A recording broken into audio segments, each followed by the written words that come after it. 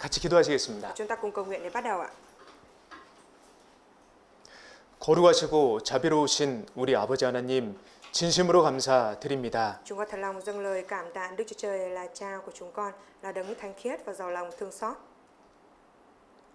곧 없어질 이 세상에서 소망 없이 죄 가운데 살아가던 저희를 불쌍히 여겨주시고 구원해 주심에 참으로 감사드립니다. Chúa, chúng con thật lòng dâng lời cảm tạ Chúa vì Ngài đã thương xót và cứu rỗi chúng con là những kẻ sống chẳng có niềm hy vọng gì ở trên cái thế gian sắp sẽ qua đi này. 부활의 세계 천국 소망을 품고 이 땅에 살아갈 수 있음에 감사드립니다. Chúng con cảm tạ Chúa vì Ngài cho chúng con được sống ở trên đất này với niềm hy vọng sẽ được phục sinh. 주님이 마지막 때에 저희가 무엇보다 저희 마음을 잘 지킬 수 있도록 do아주시옵소서. Chúa ơi, nguyện xin Chúa hãy giúp đỡ chúng con để khi sống ở trong thời kỳ cuối cùng này, chúng con có thể gìn giữ tấm lòng của chúng con hơn hết. 생명을 저에게 주신 예수님처럼 저희도 저희 삶을 온전히 주님께 드리기를 원합니다. Chúa ơi, giống như Đức Chúa Giêsu Ngài đã phó đi cả mạng sống của Ngài cho chúng con, thì chúng con cũng khao khát mong muốn chúng con có thể dâng trọn đời sống của chúng con vì Chúa. 이 귀한 복음과 또 주님의 몸된 교회를 위해 제가 더욱 수고하고 헌신하고 살다가 주님 앞에 설 수 있도록 도와주시옵소서. Chúa ơi, nguyện xin Chúa Ngài cũng giúp đỡ chúng con để chúng con có thể sống một đời sống hiến thân, hy sinh vì Chúa và vì tin lành quý báu của Ngài rồi được gặp Ngài. 하노이 교회가 주님을 기쁘시게 하는 교회, 주님께 영광을 크게 돌리는 교회가 될 수 있도록 인도해 주시옵소서. Xin Chúa Ngài cũng dẫn dắt để Hội Thánh Hà Nội có thể trở thành một hội thánh dâng được vinh quang lên cho Chúa và trở thành niềm vui lớn cho Ngài. 우리 중에 실족하는 사람 없도록 주님께서 지켜 주시옵소서. Ngài cũng gìn giữ bảo vệ tất cả chúng con để không một ai trong chúng con bị trượt ngã. 이곳 베트남 땅에 정직하고 진실된 주의 일꾼들을 더욱 세워 주시옵소서. Chúa ơi, nguyện xin Chúa hãy lập thêm, gây dựng thêm những người làm công trung tín và chân thật của Ngài hơn nữa ở trên đất nước Việt Nam này. 그래서 이 귀한 복음이 더 많은 지역에, 더 많은 분들에게 전해질 수 있도록 도와주시옵소서. Và Chúa giúp đỡ cho chúng con để qua đó mà chúng con có thể truyền giao được tin lành của Chúa trên khắp đất Việt Nam. 오늘 이 시간 함께 하시는 주님께서 각 사람에게 필요한 말씀의 빛으로 심령에 환히 비춰 주시옵소서. Chúa ơi, Chúa Ngài là đấng ở cùng với chúng con. Nguyện xin Chúa vào thì giờ này đây hãy ở cùng với chúng con, dùng lời của Chúa để soi chiếu vào trong tâm linh của chúng con. 오늘의 모든 일정 전능하시고 자비로우신 주님의 손길에 의지합니다. Mọi thì giờ sẽ diễn ra trong ngày hôm nay. Chúng con chỉ xin nương cậy vào nơi Chúa và bàn tay quyền năng của Ngài. 우리 주 예수 그리스도 이름으로 기도드렸습니다. Chúng con thành tâm cầu nguyện nhân danh Đức Chúa Giêsu Christ. 아멘. 고린도전서 15장입니다. Chúng ta mở sách Cô-rinh-tô nhất đoạn 15 ạ. 신약 성경 고린도전서 15장입니다. Sách Kinh Thánh Tân Ước ạ, Cô-rinh-tô nhất đoạn 15 ạ. 3절에서 4절입니다. Đoạn 15 từ câu 3 đến câu 4 ạ.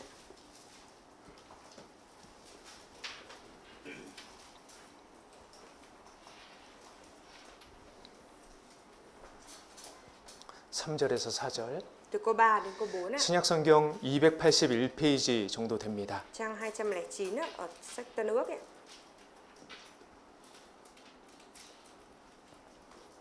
찾으셨으면 저희 같이 읽겠습니다. Nếu như đã tìm thấy chúng ta cùng đọc với nhau nhé. 내가 받은 것을 먼저 너희에게 전하였노니 이는 성경대로 그리스도께서 우리 죄를 위하여 죽으시고 장사 지낸 바 되었다가 성경대로 사흘 만에 다시 살아나사. 예, 오늘은 부활절입니다. Hôm nay là ngày Chúa Phục sinh ạ. 이제 기독교 이제 우리 안에서 유명한 그 절기가 성탄절, 부활절이 있는데요. Ở trong Cơ đốc giáo ấy thì có hai cái ngày lễ nổi tiếng ấy, đó là ngày lễ Giáng sinh và ngày lễ Phục sinh ạ. 부활절은 성탄절에 비해서 상대적으로 사람들에게 덜 알려져 있습니다. Nhưng mà ngày lễ Phục sinh thì so với ngày lễ Giáng sinh ấy thì ít người biết đến hơn ạ. 성탄절에는 가게나 백화점 세일을 하기도 하죠.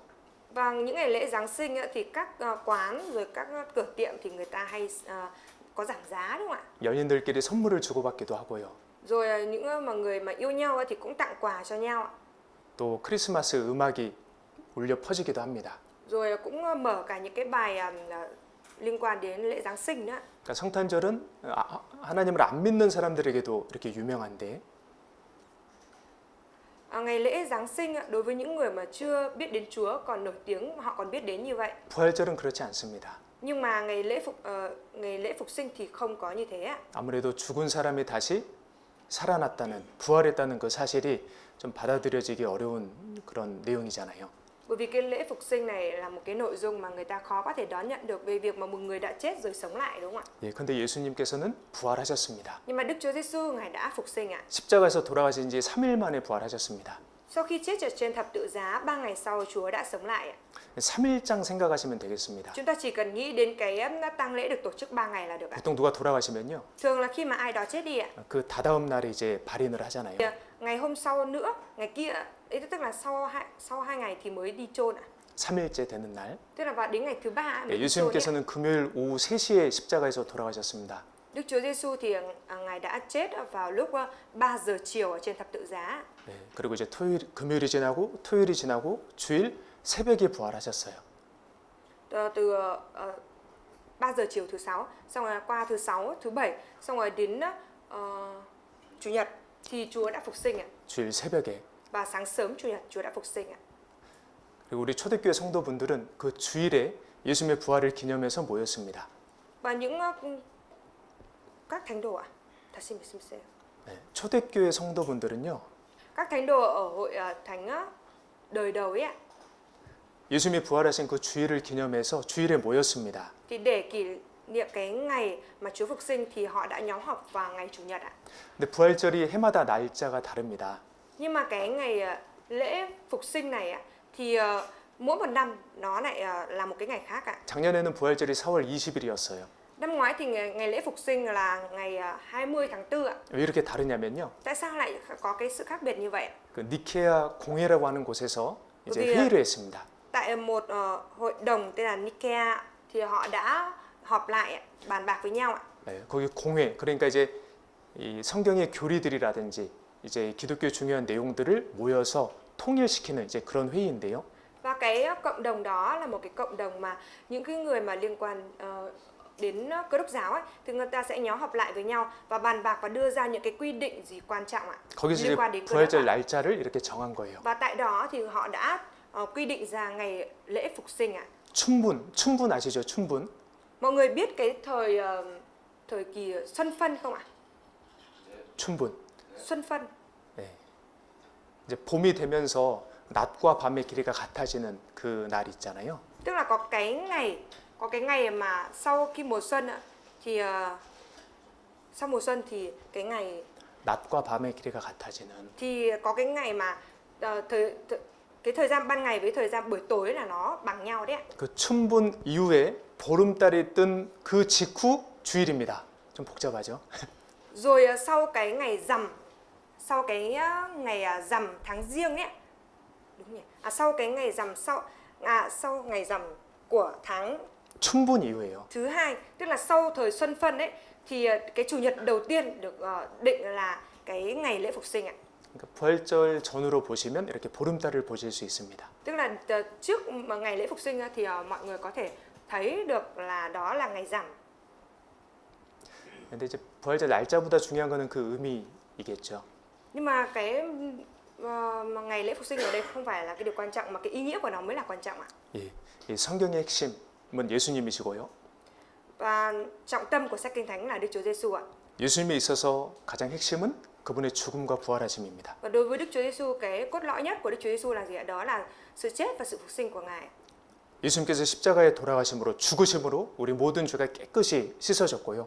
Nhờ việc Đức Chúa Giêsu đã chết mà mọi tội lỗi của chúng ta đã được tẩy sạch ạ. 예수님께서 다시 부활하심으로 Và nhờ việc Đức Chúa Giêsu đã phục sinh 이제 우리가 하나님 앞에 죄 없을 뿐만 아니라 완전히 의롭게 되었습니다. mà trước mặt Đức Trời không những tội lỗi của chúng ta không còn nữa mà chúng ta còn được xưng công chính ạ. 그리고 예수님께서 우리 구원의 보증이 돼 주십니다. Và Đức Chúa Giêsu, sự phục sinh của Đức Chúa Giêsu đã trở thành bảo chứng cho sự cứu rỗi của chúng ta. 이 3절에요. Chúng ta xem ở trong câu 3 ấy. 내가 받은 것을 먼저 너희에게 전하였노니 Trước hết tôi đã truyền đạt cho anh em điều chính tôi đã nhận lãnh. 예, 사도 바울께서도 받은 것을 그대로 전해 주신 거예요. Tức là sứ đồ Phaolô đã truyền đạt y những cái gì mà mình đã nhận lãnh đi ạ. 예, 복음이죠. Đó là tin lành đúng không ạ? 복음의 핵심이 무엇이냐? Cốt lõi của tin lành là gì ạ? 이는 성경대로 그리스도께서 우리 죄를 위하여 죽으시고 장사 지낸 바 되었다가 성경대로 사흘 만에 다시 살아나사. Ấy là Đấng Christ chịu chết vì tội lỗi chúng ta theo lời Kinh Thánh. 예, 이 내용이 복음의 핵심입니다. Và nội dung này chính là trọng tâm cốt lõi của tin lành ạ. 이 복음이 지금 전해지고 있는 것입니다. Và nội dung của tin lành này hiện đang được truyền giao đi ạ. 사람이 의롭게 되고 천국 가는 것은요, 이 복음으로 인함입니다. Việc mà con người được xưng công chính và được bước vào vương quốc thiên đàng là nhờ nội dung tin lành này. 사도행전을 보면요, Chúng ta xem ở trong sách Công vụ các sứ đồ 예, 초대교회 성도들 그리고 하나님의 일꾼들이 복음을 전한 내용이 나옵니다. thì có xuất hiện cái nội dung mà những người làm công của Chúa và các sứ đồ thì đi truyền giao tin lành ạ. 초반부에는 베드로를 중심으로 복음이 전해지고요. Đầu sách thì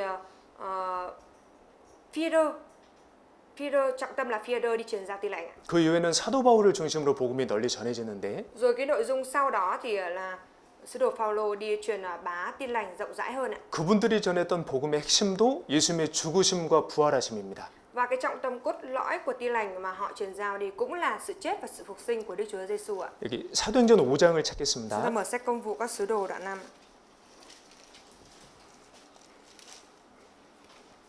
30절, 31절. Đoạn 5 câu 30 câu 31 ạ.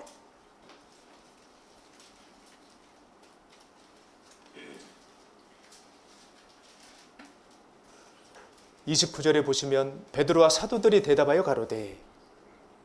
Câu 29 đó, Phi-rơ và các sứ đồ trả lời. 그들이 무엇이라고 말했냐면요. Họ đã nói gì ạ? 30절, 30절 같이 읽습니다. Câu 30 ạ, chúng ta cùng đọc ạ.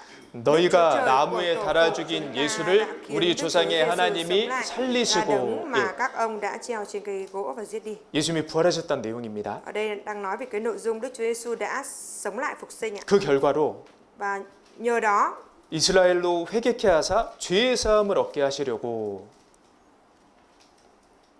mà Ngài làm cứu Chúa để ban sự ăn năn và sự tha tội cho dân Israel. 회개하고 복음을 믿을 때 구원이 이루어집니다. Khi mà ăn năn rồi tin nhận tin lành thì sự cứu rỗi sẽ được hoàn tất ạ. 네, 죄의 사함을 얻게 되는 거예요. Sẽ nhận được sự tha tội ạ. 네, 그 예수님의 보혈과 부활하심으로요.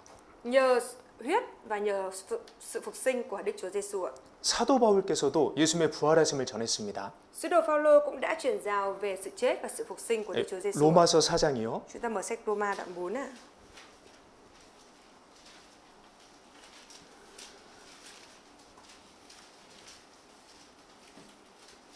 로마서 4장 25절. Roma đoạn 4 câu 25 ạ. 이 로마서라고 하는 성경은 사도 바울께서 로마 교회에게 보내신 편지입니다. Sách Roma là bức thư mà sứ đồ Phaolô gửi đến cho hội thánh Roma. 로마서 4장 25절. Roma đoạn 4 câu 25 ạ. 같이 읽겠습니다. Chúng ta cùng đọc ạ.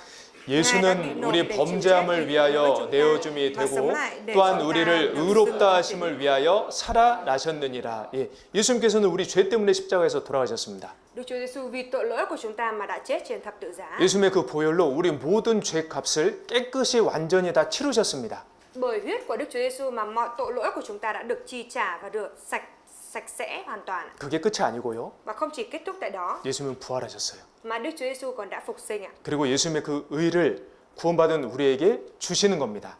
Và sự công chính của Đức Chúa Giêsu đó Ngài đã ban lại cho chúng ta. 예수님처럼 우리가 성경의 모든 그 율법을 다 지킨 사람으로 하나님이 봐주신다라는 거예요. Điều đó có nghĩa là Đức Chúa Trời xem như là chúng ta đã tuân giữ hết mọi luật pháp ở trong sách Kinh Thánh như Đức Chúa Giêsu ạ. 예, 예수님의 죽음과 부활하심 이 복음을 통해서 사람이 천국에 가는 겁니다. Thông qua sự chết và sự phục sinh của Đức Chúa Giêsu, tức là thông qua tin lành mà Đức Chúa Giêsu đã hoàn tất, thì bất cứ ai ăn năn tin nhận tin lành thì đều được vào vương quốc thiên đàng. 예, 이 복음이 초대교회부터 지금까지 전해져 내려오고 있는 복음이에요. Tin lành này là tin lành đã được truyền giao từ hội thánh đời đầu cho đến ngày nay ạ. 여기에 무엇을 더하거나 빼면 안 되는 겁니다. Nếu mà thêm gì hoặc bớt điều gì ở trong nội dung này thì không được ạ. 사도 바울께서 갈라디아 1장에서 말씀하셨습니다. Sứ đồ Phaolô thì đã nói nội dung như thế này ở trong sách Galati đoạn 1 ạ. 혹시 천사들이 와서 우리가 전했던 복음 외에 다른 복음을 전하면 너희가 받으면 안 된다. Nếu như có ai dù là chính thiên sứ từ trời truyền cho anh em một tin lành khác với tin lành chúng tôi đã công bố thì người ấy đáng bị anathema. 아니면 우리가 다시 너에게 가서 복음을 전할 때에 예전에 전했던 그 복음이 아니면 우리는 저주받을 거다. Hoặc là nếu như mà chúng tôi đã nói với anh như chúng tôi đã nói với anh em trước đây, nay tôi xin lặp lại, nếu ai truyền cho anh em một tin lành khác với tin lành mà anh em đã nhận thì người ấy đáng bị anathema, bị nguyền rủa ấy. 복음은 절대 변질되면 안 되는 것입니다. Nói chung nội dung của tin lành thì tuyệt đối không được làm biến chướng nó đi ạ. 죄인이 하나님과 화평케 되는 길은요. 오직 예수님의 죽으심과 부활하심 덕분입니다. Cái con đường duy nhất để tội nhân có thể được giải hòa với Đức Chúa Trời chỉ nhờ tin lành mà thôi, nhờ huyết của Chúa mà thôi. 그 부활의 의미를 좀 살펴보면요. Khi mà chúng ta nghĩ đến cái sự phục sinh của Chúa 부활을 통해서 예수님은 하나님이시라는 것을 입증하셨습니다. thì Đức Chúa Giêsu Ngài đã thông qua sự phục sinh đó để minh chứng rằng Ngài chính là Đức Chúa Trời. 여러분 예수님께서 많은 병고침의 기적을 행하셨잖아요. Thưa mọi người, chẳng phải Đức Chúa Giêsu Ngài đã làm nhiều cái phép lạ là chữa lành bệnh hay sao? 예수님께서 소경의 눈을 열어주셨습니다. Chúa Giêsu Ngài đã khiến cho người mù được thấy. 근데 그 당시 소경 몇 퍼센트나 과연 예수님께 치료를 받았을까요? Nhưng mà vào thời đó thì được mấy phần trăm những người mù được Đức Chúa Giêsu chữa lành à?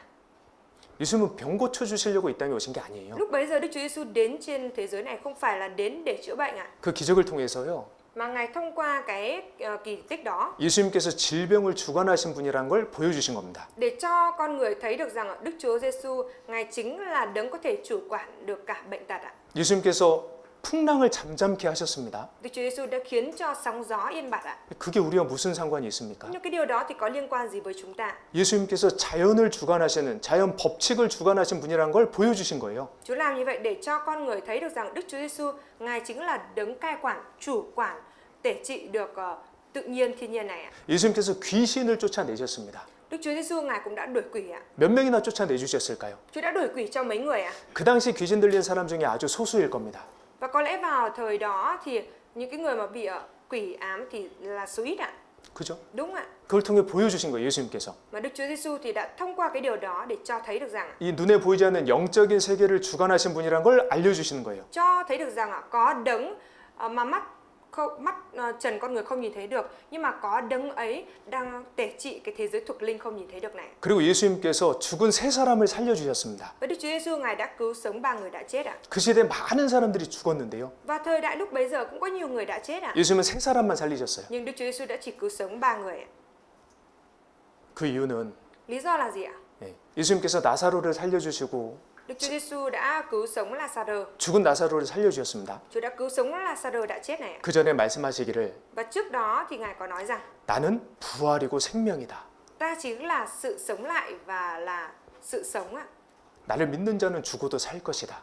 Bất cứ ai tin ta dù đã chết nhưng vẫn được sống ạ. 살아서 나를 믿는 자는 영원히 죽지 않을 것이다. 살아서 예수님을 믿는 사람은 영원히 죽지 않을 것이다. Những người mà đã sống và tin vào Đức Chúa Giêsu thì sẽ không chết mãi mãi ạ. 예, 그 일을 통해서 정말 예수님께서 생명을 주관하시고 Và thông qua những việc đó thì Chúa cho thấy được rằng Đức Chúa Giêsu thực sự Ngài là đấng chủ quản cả sự sống ạ. 부활의 능력이 있으시다는 걸 보여주신 겁니다. Và Ngài cho thấy được rằng Ngài có quyền năng phục sinh ạ. 더 중요한 것은 Và điều còn quan trọng hơn là gì? 예수님께서 자주 하셨던 말씀 중에 Một trong những cái lời mà Đức Chúa Giêsu thường hay nói 나와 아버지는 하나니라라고 하셨거든요. đó là Chúa đã nói rằng ta với Cha là một ạ. 예, 예수님께서 하나님이심을 입증시켜 주신 거예요. Tức là Đức Chúa Giêsu Ngài đã minh chứng rằng Ngài chính là Đức Chúa Trời ạ. 기적을 통해서요. Thông qua kỳ tích ạ. 병 고침을 통해서요. Thông qua sự chữa lành bệnh ạ. 죽은 사람을 살리는 걸 통해서요. Và thông qua việc Chúa đã cứu sống người đã chết ạ. 그 어떤 종교 교주들도 죽었다 살아나지는 못합니다. Không có một giáo chủ của bất cứ tôn giáo nào có thể nói rằng tôi đã chết nhưng sẽ được phục sinh ạ. 근데 그들이 전했던 메시지는 그들이 죽음과 함께 그대로 사라지는 거예요. Mà những cái thông điệp mà họ truyền giao như vậy thì khi họ chết đi, những cái thông điệp đấy cũng đi theo cùng với họ, cũng 예수님은 biến mất cùng 그러시지 họ. 않습니다. Nhưng mà Đức Chúa Giêsu thì không như thế ạ. 부활하셨어요. Ngài đã phục sinh lại. 그분은 하나님께서 육체를 입고 이 땅에 오신 분입니다. Và đấng ấy chính là Đức Chúa Trời đã mặc lấy hình hài con người mà đến trên thế giới này. 그리고 예수님의 부활은요, 우리 죄가 깨끗이 용서됐다라는 보증이 됩니다. Và sự phục sinh của Đức Chúa Giêsu đã bảo chứng cho việc tội lỗi của chúng ta đã được tẩy sạch hoàn toàn. 죄의 삭은 사망인데요. Tiền công của tội lỗi là sự chết ạ. 예수님은 우리 죄 때문에 돌아가셨잖아요. Chẳng phải Đức Chúa Giêsu đã chết vì tội lỗi của chúng ta. 예수님은 hay 죄가 sao? 없으십니다. Đức Chúa Giêsu vốn không có tội lỗi ạ. 그러니까 우리 죄를 처리하시고 살아나신 거예요. Nhưng mà Ngài đã xử lý tội lỗi của chúng ta rồi Ngài sống lại. 그분은 죄가 없으시니까 Bởi vì Ngài là đấng không có tội lỗi ạ. 예수님께서 돌아가신 건 우리 죄를 위해 돌아가셨구나. 이게 이제 이해가 되는 거예요. Nên bây giờ chúng ta mới hiểu được rằng việc mà Chúa đã chết là chết vì tội lỗi của mình ạ. 뿐만 아니라 아까 로마서 4장 25절처럼 우리를 이제 의롭다 하시는 겁니다. Không những thế, giống như ở trong sách Roma đoạn 4 câu 25 nãy chúng ta đã đọc, Ngài đã sống lại để chúng ta được xưng công chính ạ. 그냥 죄 없다라고만 하시면요. Nếu như Chúa chỉ phán rằng tội lỗi con không còn nữa, 우리가 민망해서 하나님 앞에 당당히 나가지 못할 수도 있잖아요. thì có thể là chúng ta cảm thấy hổ thẹn quá mà chúng ta không dám đến trước mặt Chúa, đúng không ạ?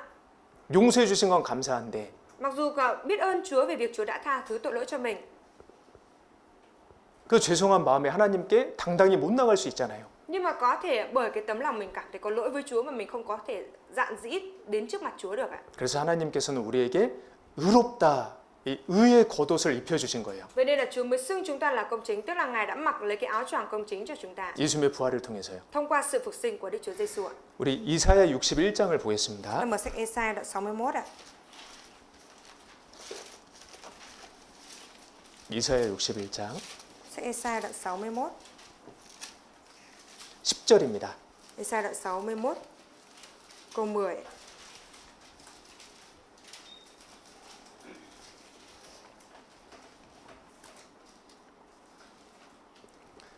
이사야 61장 10절. Sách Ê-sai đoạn 61 câu 10. 예, 구약 성경 1043페이지 정도 됩니다.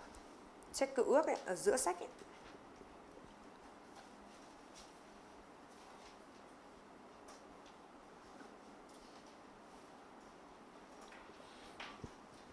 이사야 61장 10절 찾으셨으면 저희 같이 읽어보겠습니다. Sách Ê-sai đoạn 61 câu 10, nếu như đã tìm thấy chúng ta cùng đọc với nhau ạ.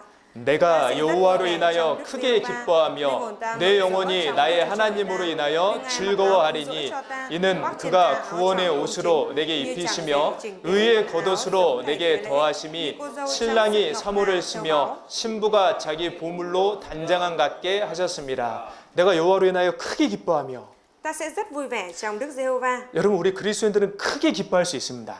Thưa mọi người, các cơ đốc nhân chúng ta có thể sẽ cảm thấy rất vui vẻ. 영광스러운 즐거움을 누릴 수 있습니다. Chúng ta có thể hưởng thụ được cái vinh quang rực rỡ ạ. 왜냐면요. Bởi vì sao? 그가 구원의 옷으로 내게 입히시며 Vì Ngài mặc áo cứu rỗi cho ta. 그 하나님께서 가죽 옷으로 아담과 하와에게 입혀 주신 것처럼요. Giống như việc Đức Chúa Trời Ngài đã lấy da thú làm áo da thú để mặc vào cho Adam và Eva. 그래서 그들의 죄를 이렇게 가려 주신 것처럼요. Và giống như việc Ngài đã mặc áo da thú cho họ để che lấp đi tội lỗi của họ như vậy. 예수님의 그 죽으심으로 Thì nhờ sự chết của Đức Chúa Giêsu ạ, 예, 우리에게 구원의 옷을 입혀 주셨습니다. mà Ngài đã mặc lấy áo cứu rỗi cho chúng ta. 그게 끝이 아니고요. Không chỉ kết thúc tại đó, 그 구원의 옷 위에 의의 겉옷이 있습니다. mà ở bên trên áo cứu rỗi đó còn có áo choàng công chính nữa. 예수님께서 이 땅에서 행하신 모든 의를 우리에게 넘겨 주신 거예요. Mọi sự công chính mà Đức Chúa Giêsu đến trên thế giới này và đã thực hiện, Ngài đã chuyển nhượng lại hết cho chúng ta. 그러니까 하나님 보실 땐 우리가 죄가 아예 없을 정도가 아니라 모든 의를 율법을 다 지킨 걸로 보시는 겁니다. Thế nên là dưới mắt của Đức Chúa Trời khi Ngài nhìn vào chúng ta không chỉ không còn tội lỗi nữa mà chúng ta còn là người công chính đã tuân giữ hết mọi luật pháp ạ. 그러니까 하나님께서 구원받은 그리스도인들을 보실 때에 너무나 기쁘시고 기쁘신 거죠. Vậy nên là khi mà Đức Chúa Trời nhìn vào những cơ đốc nhân đã nhận được sự cứu rỗi thì Ngài cảm thấy rất vui mừng ạ. 신랑이 사모를 쓰고 신부가 자기 보물로 단장한 것처럼 Giống như chàng rể chỉnh tề khăn áo, giống như cô dâu trang sức ngọc ngà. 정말 우리는 비참한 형편없는 죄인이었는데요. Vốn dĩ chúng ta là những người thực sự, chúng ta là những tội nhân thực sự bi thảm. 예수님의 죽음과 부활하심을 통해서 우리에게 구원의 겉옷을 입혀 주셨습니다. Nhưng mà thông qua sự chết chết và sự phục sinh của Đức Chúa Giêsu, mà Đức Chúa Trời Ngài đã mặc lấy áo sự cứu rỗi và áo choàng công chính cho chúng ta. 이 구원의 은혜를 깨달은 사람은 정말 크게 기뻐할 수 있습니다. Người nào mà đã nhận biết ra ân điển này rồi thì sẽ có thể cảm thấy rất vui mừng ạ. 예, 이게 나를 인하여가 아닙니다. 여호와를 인하여. Và điều này không phải là 내가 trong mình 여호와로 인하여. mà là trong Đức Giê-hô-va. 그러죠? Đúng không ạ? 예, 하나님께서 그 구원의 일을 다 이루어 주셨거든요. Bởi vì Đức Chúa Trời Ngài đã hoàn tất xong cái công tác sự cứu rỗi rồi ạ. 예, 그러니 우리는 감사할 수 있습니다. Vậy nên là chúng ta mới có thể cảm tạ được ạ. 진짜 부활이 사실일까? Cái sự phục sinh của Đức Chúa Giêsu có thực sự là sự thật hay không? 예, 많은 사람들이 부활을 믿지 못하잖아요. Có nhiều người không tin vào sự phục sinh ạ. 어떤 사람들은요, 예수님이 십자가에서 기절했다가 다시 살아났다고 주장하는 사람들도 있습니다. Thậm chí là có những người còn chủ trương rằng Đức Chúa Giêsu chỉ là ngất ở trên thập tự giá thôi và sau đó Ngài đã sống lại. 아니, 예수님이 기절하셨다 살아나셨으면 제자들이요 복음 전하러 못 다닙니다. Nếu như mà Đức Chúa Giêsu chỉ là ngất đi rồi sống lại như thế, ngất đi rồi tỉnh lại như vậy thì các môn đồ của Ngài không thể nào mà truyền ra tin lành được như thế. 옆에서 예수님 병간호 해드려야죠. Nếu mà Đức Chúa Giêsu ngất đi rồi tỉnh lại như vậy thì các môn đồ của Ngài là phải ở bên cạnh Ngài để chăm sóc cho Ngài. Chứ đúng không ạ? 십자가에서 어깨는 탈구가 되셨습니다. 어깨가 빠지셨어요. Ở trên thập tự giá, Chúa đã bị treo và cái xương vai của Ngài đã bị rời ra. 손발에는 못이 박히셨습니다. Tay chân của Ngài đều đã bị đóng đinh. 옆구리에는 창이 찔리셨습니다. Rồi giáo đã đâm vào sườn của Ngài. 근데 부활하시지 않고 잠깐 기절했다가 살아나신 거라면요. Nếu như mà Chúa không phải là đã chết mà Chúa là chỉ có ngất đi rồi tỉnh lại như thế vậy ạ. 제자들 여인들 다 모여가지고 예수님 병수발해야죠. Thì các môn đồ của Ngài cùng với những người nữ đi theo Ngài đó phải đỡ Ngài rồi mà chăm sóc cho Ngài chứ đúng không ạ? 예수님은 완전히 다른 몸으로 부활하신 겁니다. Đức Chúa Giêsu Ngài đã phục sinh lại với một cái thân thể hoàn toàn khác. 그러니까 예수님은 십자가에서 진짜 돌아가신 거예요. Điều đó có nghĩa là Đức Chúa Giêsu Ngài thực sự đã chết trên thập tự giá. 그 예수님 돌아가실 때 십자가 아래에 있던 군병이 예수님 옆구리를 창으로 찔렀습니다. Lúc mà Đức Chúa Giêsu chết trên thập tự giá thì quân lính đứng ở ngay dưới chân thập tự giá đã cầm giáo và đâm vào sườn Ngài. 근데 성경이 기록되기를요. Và trong sách Kinh Thánh thì có ghi chép rằng 그 예수님 옆구리에서 피가 나왔다라고 기록된 게 아니라 피와 물이 나왔다라고 기록이 되어 있습니다. ở trong sách Kinh Thánh thì lúc đó có ghi chép rằng không phải là chỉ mỗi lúc khi mà quân lính lấy giáo đâm vào sườn của Chúa không phải là chỉ có mỗi huyết tuôn ra, mà trong sách Kinh Thánh có miêu tả rằng cả huyết và nước của Chúa đã tuôn ra. 아니 사람 찌르면 피가 나와야지 왜 피와 물이 같이 나옵니까? Thường khi mà đâm vào thịt của con người thì chỉ máu chảy ra thôi, chứ tại sao lại có máu và nước ạ? 예, 예수님 심장이 멈췄거든요. Bởi vì lúc đấy là tim của Đức Chúa Giêsu đã ngừng đập rồi. 그러니까 혈액 순환이 안 되니까요. Nên là máu không được tuần hoàn nữa. 그 빨간색 우리 피색 그 혈병이라고 하는데 그거와 혈청 그 하얀색 물 부분이 있잖아요. 그게 분리된 거예요. Thế nên là lúc khi mà tim đã ngừng đập và máu không tuần hoàn được nữa thì cái phần màu đỏ mà chúng ta nhìn thấy được gọi là cục máu đông, và cái phần màu nước giống như chúng ta nhìn thấy nhiều màu vàng vàng đấy thì đó là huyết thanh ạ. Nên nó bị phân ra, tách ra như vậy.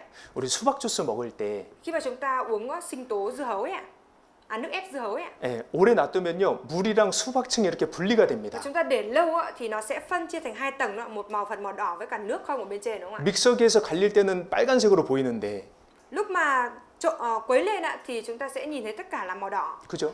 đúng không ạ? 그러니까 예수님이 이미 십자가에서 돌아가신 거예요. Thì điều đó chứng tỏ rằng Đức Chúa Giêsu Ngài đã chết trên thập tự 그러니까 giá rồi. 옆구리가 딱 찔리셨을 때 피와 물이 분리돼서 나온 Vậy 겁니다. nên khi mà đâm giáo vào sườn của Ngài thì lúc đấy là huyết và nước tuôn ra, bị phân tách ra và tuôn ra như vậy ạ. 예, 혈액 순환이 멈췄거든요. 심장이 멈춰서. Bởi vì vòng tuần hoàn của máu đã bị dừng lại rồi và tim đã ngừng đập rồi. 그리고 예수님의 부활의 증거는 너무나 많습니다. Và thêm vào đó thì có nhiều bằng chứng minh chứng rằng Đức Chúa Giêsu đã phục sinh ạ. 우리 고린도전서 15장 돌아가 보겠습니다. Chúng ta mở lại sách Cô-rinh-tô nhất. 예, 이 고린도전서 15장은요. 예수님 부활에 대해서 자세히 설명된 장입니다. Đoạn 15. Cô-rinh-tô nhất đoạn 15 là cái đoạn giải thích chi tiết cụ thể nhất về sự phục sinh của Chúa. 5절에 Trong câu 5 ạ. 15장 5절 6절 읽어 주세요. Cô-rinh-tô nhất đoạn 15 câu 5 câu 6 á. Và Ngài đã hiện ra cho Sê-pha rồi nhóm 12 sứ đồ. Sau đó cùng một lúc Ngài hiện ra cho hơn 500 anh em, phần lớn trong số này hiện vẫn còn sống, nhưng có vài người đã ngủ rồi. 예, 예수님은 500여 형제에게 일시에 보이셨습니다. Đức Chúa Giêsu Ngài đã 부활하신 후에. hiện ra cùng một lúc cho hơn 500 anh em ạ. 동시에 Với cái 많은 thân thể đã 사람들이 phục 본 sinh. 거예요. Tức là cùng một lúc mà 500.000 người thấy Chúa đấy ạ. 예, 그리고 예수님의 아. 제자들이 완전히 변했습니다. Và các môn đồ của Đức Chúa Giêsu đã hoàn toàn biến đổi. 예수님께서 이제 로마 군인들에게 잡혀가셨을 때 Lúc mà Đức Chúa Giêsu bị quân lính La Mã bắt đi ạ, 제자들이 다 도망갔습니다. thì các môn đồ đã bỏ chạy hết đúng không ạ? 두려워서. Bởi vì sợ ạ. 그리고 이제 십자가에서 돌아가신 이후에는요. Và sau khi mà Đức Chúa Giêsu chết trên thập tự giá, 집 안에 있는 모든 문과 창문을 닫고 thì 그렇게 두려워하면서 숨어 있었어요. các môn đồ đã đóng hết cửa sổ cũng như là cửa chính, rồi trốn ở trong nhà bởi vì sợ hãi ạ. 그랬던 그들이 완전히 변했습니다. Họ vốn là những người như vậy, nhưng sau đó họ đã hoàn toàn biến đổi. 이 예수님의 죽음과 부활을 위해서 자기 생명까지 버리는 사람들이 됐습니다. Họ đã trở thành những người mà có thể bỏ đi cả tính mạng của mình vì sự chết và sự sống lại của Đức Chúa Giêsu ạ. 그 예수님의 12제자 중에 사도 요한 빼고는요 다 순교했다고 전해져요. 예수님의 12제자 중에 사도 요한을 빼고 다 순교했다고 전해집니다. Và người ta có truyền lại rằng là 12 môn đồ của Đức Chúa Giêsu thì trừ sứ đồ Giăng ra thì còn lại 11 sứ đồ đều đã tử vì đạo. 어떻게 그들이 그렇게 극적으로 변할 수 있겠습니까? Làm thế nào mà họ lại đã có thể biến đổi một cách hoàn toàn như vậy? 부활이 아니면 설명이 안 되는 거예요. Nếu như không phải là nhờ sự phục sinh của Đức Chúa Giêsu thì không thể nào mà giải thích nổi. 사람이요 거짓말인 걸 알고 거기에 목숨 걸기는 어렵습니다. Con người rất khó để có thể liều mạng sống của mình vào những cái thứ giả dối ạ, vì những thứ giả dối ạ. 그러죠? Đúng không ạ? 예수님 제자들의 변화는 부활의 확실한 증거가 됩니다. Sự biến hóa của các môn đồ, của các sứ đồ, của các môn đồ của Đức Chúa Giêsu là cái bằng chứng rõ rệt nhất cho thấy sự phục sinh. 뿐만 아니라 예수님의 부활을 통해서 예수님을 믿지 않은 사람들의 삶도 변화가 됐어요. Và không những thế, thông qua sự phục sinh của Đức Chúa Giêsu mà những người trước đó không tin vào Chúa đã tin vào Chúa. 여기 7절에요. Trong câu 7 ạ. 그 후에 야고보에게 보이셨으며 Ngài cũng hiện ra cho Gia-cơ, sau đó cho tất cả các sứ đồ. 여기 야고보는 야고보서의 기자입니다. Gia-cơ ở đây là ký giả của sách Gia-cơ đấy ạ. 그리고 예수님의 육신의 동생입니다. Và là em trai về mặt thể xác của Đức Chúa Giêsu ạ. 그러니까 예수님께서 마리아를 통해서 나오셨잖아요. Chẳng phải là Đức Chúa Giêsu đã thông qua Mary mà được sinh ra trên đời này hay sao? 예수님은 성령으로 잉태돼서 이 땅에 오셨고요. Đức Chúa Giêsu đã được hoài thai bởi Đức Thánh Linh và đã sinh ra ở trên thế giới này. 마리아는 남편 요셉을 통해서 최소 6명 이상의 자녀를 낳았습니다. Mary cùng với Joseph ạ? 네. Joseph thì đã có ít nhất thì cũng phải là có 6 người con ạ. Sau Đức Chúa Giêsu ấy. 왜냐하면 마태복음 13장에 보면요. Bởi vì ở trong sách Matthew đoạn 13 ấy ạ, 예수님의 그 남동생들 이름 4명이 나오고요. thì có xuất hiện tên của 4 em trai của Đức Chúa Giêsu ạ. 그리고 그들의 누이들이라고 했거든요. 누이들. 그럼 최소 2명인 거예요. Rồi sau đó là có nói là các chị em gái. các em gái của Đức Chúa Giêsu, thì đã nói là các em gái thì ít nhất phải là 2 người, đúng không ạ? 근데 천주교에서는요. Nhưng mà ở bên Thiên Chúa giáo ạ, 마리아는 예수님만 성령으로 잉태했고 단 한 사람도 낳은 적이 없다라고 주장합니다. họ chủ trương rằng Mary chỉ hoài thai Đức Chúa Giêsu bởi Đức Thánh Linh, ngoài Đức Chúa Giêsu ra thì không có sinh con cái nào khác. 그러면 이제 마태복음 13장을 이렇게 보여드리면서 아니 여기 예수님의 동생들의 이름이 나와 있지 않습니까? 라고 하면요. Và khi mà mình nói là không phải đâu, ở trong sách Matthew đoạn 13 nội dung như này là nó có Đức Chúa Giêsu có các em của mình nữa. 아, 그 사람들은요 사촌 동생입니다. 그래요. 사촌 동생입니다. Thì họ bảo là đấy là em họ của Đức Chúa Giêsu thôi. 근데 Nhưng mà 또 다른 성경 구절에 또 있잖아요. trong sách Kinh Thánh, ở sách khác cũng có những câu như vậy, đúng không ạ? 그 누가복음 2장에 보면 예수님을 맏아들이라는 표현이 나오거든요. Ở trong sách Luca đoạn 2 á thì có cả cái từ nói rằng Đức Chúa Giêsu là con cả. 아니, 맏아들과 외아들은 완전히 다릅니다. Con cả với cả con độc nhất thì hoàn toàn là khác nhau, đúng không ạ? 그죠? Đúng không ạ? 네. 마리아가요 예수님만 성령으로 잉태한 게 아니에요.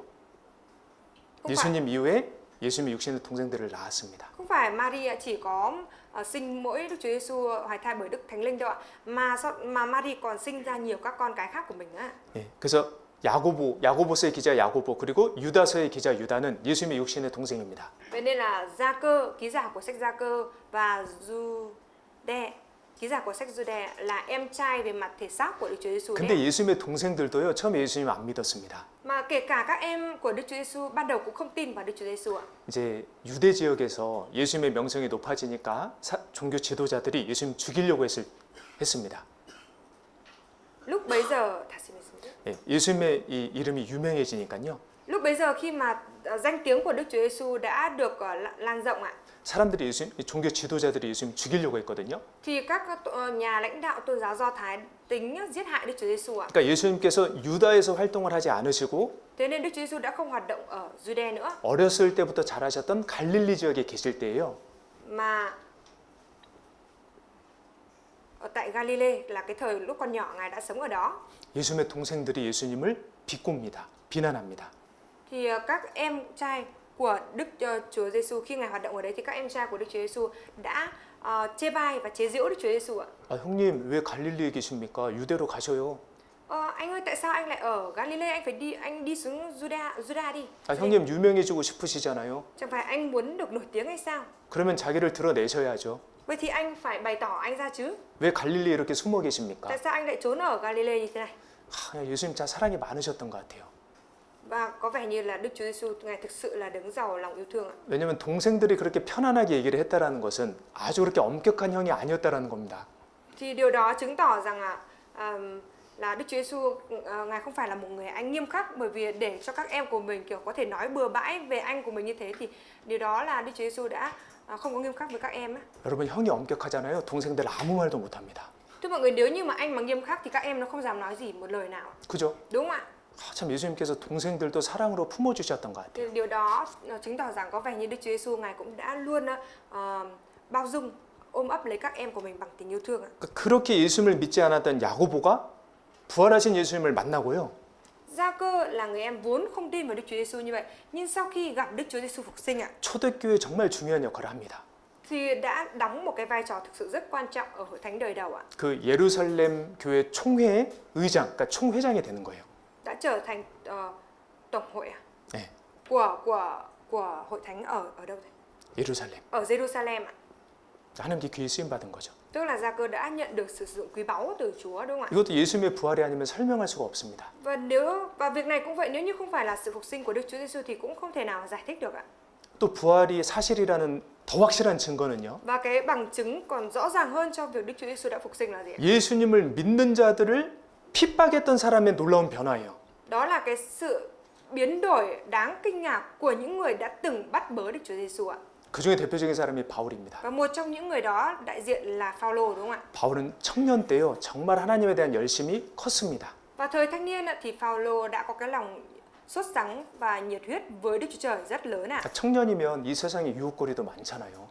Là thanh niên thì những cái cám dỗ ở trên đời này nhiều mà, đúng không ạ? 근데 바울은 오락에 빠지지 않았고요. Nhưng mà Phao-lô lúc bấy giờ không có bị chìm đắm ở trong khoái lạc ạ. 예, 이성 친구에도 빠지지 Cũng 않았습니다. không có bị say đắm ở trong người khác giới ạ. 대제사장을 찾아가서요. Mà Phao-lô lúc bấy giờ đã tìm đến thầy tế lễ thượng phẩm. 대제사장님, 저에게 좀 공문 하나 만들어 주십시오. Thưa thầy tế lễ thượng phẩm, hãy làm cho tôi một công văn 제가 다메섹에 좀 갔다 오겠습니다. để cho tôi sẽ đi Đa-mách ạ. 그 당시 대제사장이 있던 예루살렘에서 다메섹까지는 200km가 넘습니다. Vào thời điểm đó thì chỗ của thầy tế lễ thượng phẩm ở cho đến tận Đa-mách là cách hơn 200 km ạ. 네, 제가 그 다메섹에 가서 이 예수 믿는 사람들 아주 잡아가지고 데려오겠습니다. 오게 가두겠습니다. Lúc đó Phao-lô thì có xin thầy tế lễ thượng phẩm rằng hãy làm cho tôi một công văn để tôi đi đến tận Đa-mách kia để bắt bớ những người tin Đức Chúa Giêsu ạ. 그런데 Tuy nhiên ạ, 그 바울이 다메섹으로 가는 길에서 예수님을 만났잖아요. trên đường đi xuống Đa-mách ạ, thì Phao-lô đã gặp Đức Chúa Giêsu, đúng không ạ? 그의 인생이 완전히 바뀝니다. Và cuộc đời của Phao-lô đã hoàn toàn thay đổi. 그의 목적은 예수님 믿는 사람들을 죽이는 거였는데요. Ban đầu mục đích của Phao-lô là giết những kẻ tin Đức Chúa Giêsu ạ. 이제는 예수님의 죽음과 부활을 전하는 사람이 됩니다. Nhưng bây giờ thì Phao-lô đã trở thành một người đi truyền giao về sự chết và sự phục sinh của Đức Chúa Giêsu. 아니, 그렇게 한다고 해서 밥이 나오는 것도 아니고 떡이 나오는 것도 아니에요. Không phải là làm như vậy mà có cơm có bánh ăn đâu ạ. 오히려 바울은 많은 것들을 잃었습니다. Mà ngược lại Phaolô đã đánh mất đi nhiều thứ khác ạ. 굶기도 많이 굶었죠. Nhiều khi cũng bị nhịn đói nhiều ạ, 잠도 제대로 못 잤죠. cũng bị mất ngủ ạ, 매도 맞았죠. cũng bị đánh đòn ạ, 돌에도 맞았죠. có khi còn bị ném đá. 그런데 예수님의 죽음과 부활을 전하다가 죽었잖아요. Tuy nhiên ạ, sứ đồ Phaolô trong lúc đang truyền giao về sự chết và sự phục sinh của Đức Chúa Giêsu thì đã chết ạ. 이건 예수님의 부활이 아니면 설명할 수가 없는 거예요. Nếu như không phải là sự phục sinh của Đức Chúa Giêsu thì không thể nào mà giải thích cho điều này ạ. 또 예수님의 부활의 확실한 증거 중에 하나는요. Và một trong những cái bằng chứng xác thực nữa cho sự phục sinh của Đức Chúa Giêsu là gì ạ? 교회의 확장입니다. Đó là sự mở rộng của hội thánh ạ. 자, 우리 생각해 봅시다. Chúng ta hãy nghĩ và xem ạ. 예수님께서 AD 약 30년경에 돌아가셨습니다.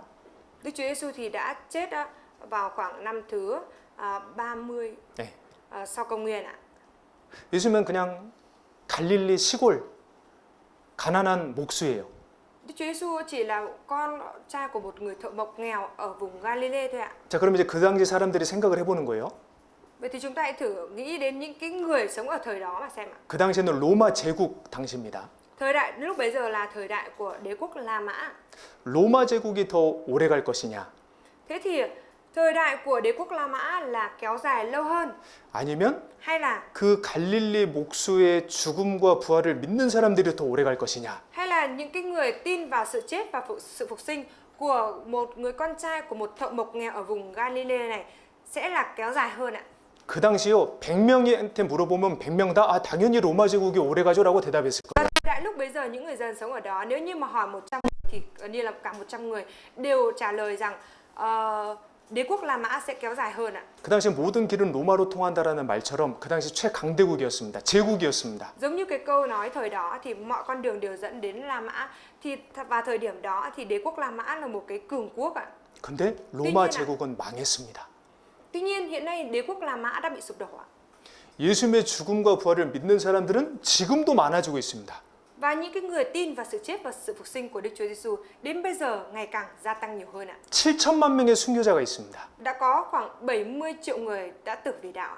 지금도 수많은 사람들이 그 예수님의 죽음과 부활을 전하기 위해서 자신을 희생합니다. Và ngay cả bây giờ cũng có nhiều người hy sinh bản thân mình để có thể truyền giao được tin lành mà Đức Chúa Giêsu đã hoàn tất, để có thể truyền giao về sự chết và sự phục sinh của Đức Chúa Giêsu ạ. 네, 이건 하나님의 역사가 아니면 설명할 수 없는 거예요. Và điều này nếu như không phải là công việc của Đức Chúa Trời thì không thể nào mà giải thích được ạ. 이스라엘에 가말리엘이라고 하는 율법을 가르치는 교사가 있었습니다. 교수죠. Ở Israel thì có một thầy dạy luật tên là Gamaliel ạ. 예, 그가 한마디 했어요. Và ông ta thì đã nói một lời như thế này. 왜냐하면 Tại sao? 그 바리새인들 유대 종교가들이 예수님의 제자들을 죽이려고 그랬거든요. Tại vì lúc bấy giờ thì những nhà lãnh đạo tôn giáo Do Thái và các thầy thông giáo thì định giết hại Đức Chúa Giêsu ạ. 그때 가말리엘이 한마디 합니다. Nhưng mà lúc đó thì Gamaliel đã nói một câu như này. 여러분 조심해야 합니다. Thưa mọi người cần phải thận trọng ạ. 예전에 드다라고 하는 사람이 한번 일어났었는데 Bởi vì ngày trước cũng có một người tên là Theuda nổi dậy 그 사람을 쫓는 사람이 400명이 있었습니다. và đã có 400 người đi theo ông ta. 근데 드다가 죽으니까 다 흩어져 버렸습니다. Nhưng mà sau khi Theuda chết đi thì tất cả 400 người đó đều đã phân tán hết ạ. 그 다음에 또 유다라는 사람이 일어나서 사람들이 그를 쫓아다녔는데 Rồi sau đó lại có một người tên là Juda. 그 유대가 어디로 도망을 가니까 그를 쫓아갔던 사람들이 다 흩어졌습니다. Cũng đã có những người đi theo Juda đó. Nhưng mà sau khi mà Juda bỏ chạy đi như thế vậy thì những người theo ông ta đều đã giải tán hết ạ. 지금 여러분들이 예수님을 믿고 전하는 사람들을 핍박하려고 하는데 Và bây giờ thì mọi người đang tính bắt bớ những cái người đang truyền giao về Đức Chúa Giêsu ạ. 예, 이 사상과 이 소행이 사람에게 왔으면 금방 무너질 겁니다. Nếu như những cái thông điệp này và cái điều này là đến từ loài người thì chắc chắn nó sẽ bị sụp đổ. 근데 하나님께로부터 왔다면 Tuy nhiên nếu như cái thông điệp này là đến từ Đức Chúa Trời 여러분들은 결코 그 사람들을 무너뜨릴 수가 없고 thì mọi người sẽ không bao giờ có thể nào mà làm sụp đổ được họ đâu ạ. 오히려 여러분들은 하나님을 대적하는 사람들이 될 것입니다. Mà ngược lại mọi người lại còn trở thành những người chống nghịch lại Đức Chúa Trời đấy. 예, 그 당시 이스라엘 모든 사람들에게 존경받던 가말리엘이 말했습니다. Đấy là lời mà do Gamaliel là một người đã được tôn trọng vào thời đại lúc bấy giờ của Israel nói 그죠? ra đấy ạ, đúng không ạ? 예수님이 그냥 사람이시라면 Nếu như Đức Chúa Giêsu chỉ là con người thường ạ, 죽으시면 예수님 쫓는 사람들 그냥 다 사라지는 거예요. Thì sau khi Chúa chết như thế vậy thì những người đã từng theo Chúa họ giải tán hết ạ. 근데 예수님께서 죽고 부활하신 지 2000년이 흘렀는데요. Nhưng mà Đức Chúa Giêsu ngài đã chết và phục sinh 2000 năm đã trôi qua rồi. 지금도 그 예수님을 구세주로 받아들이는 사람들이 많아지고 있습니다. Đến bây giờ có rất nhiều người đang gia tăng, nhiều người tin nhận Chúa là Chúa cứu thế ạ. 뿐만 아니라 부활의 증거 중에 하나는 예수님을 믿는 사람들의 확실한 변화죠. Và không những thế, cái điều bằng chứng, minh chứng rõ ràng nhất cho sự phục sinh của Chúa đó là sự biến hóa của người tin Chúa. 그 십자가의 은혜를 깨달은 사람들의 삶의 변화입니다. Đó là sự biến hóa của những người mà đã nhận biết ra ân điển của Chúa dưới thập tự giá. 예수님이 이 땅에 오신 그 해를 기점으로 기원 전과 기원 후가 나뉘는데요.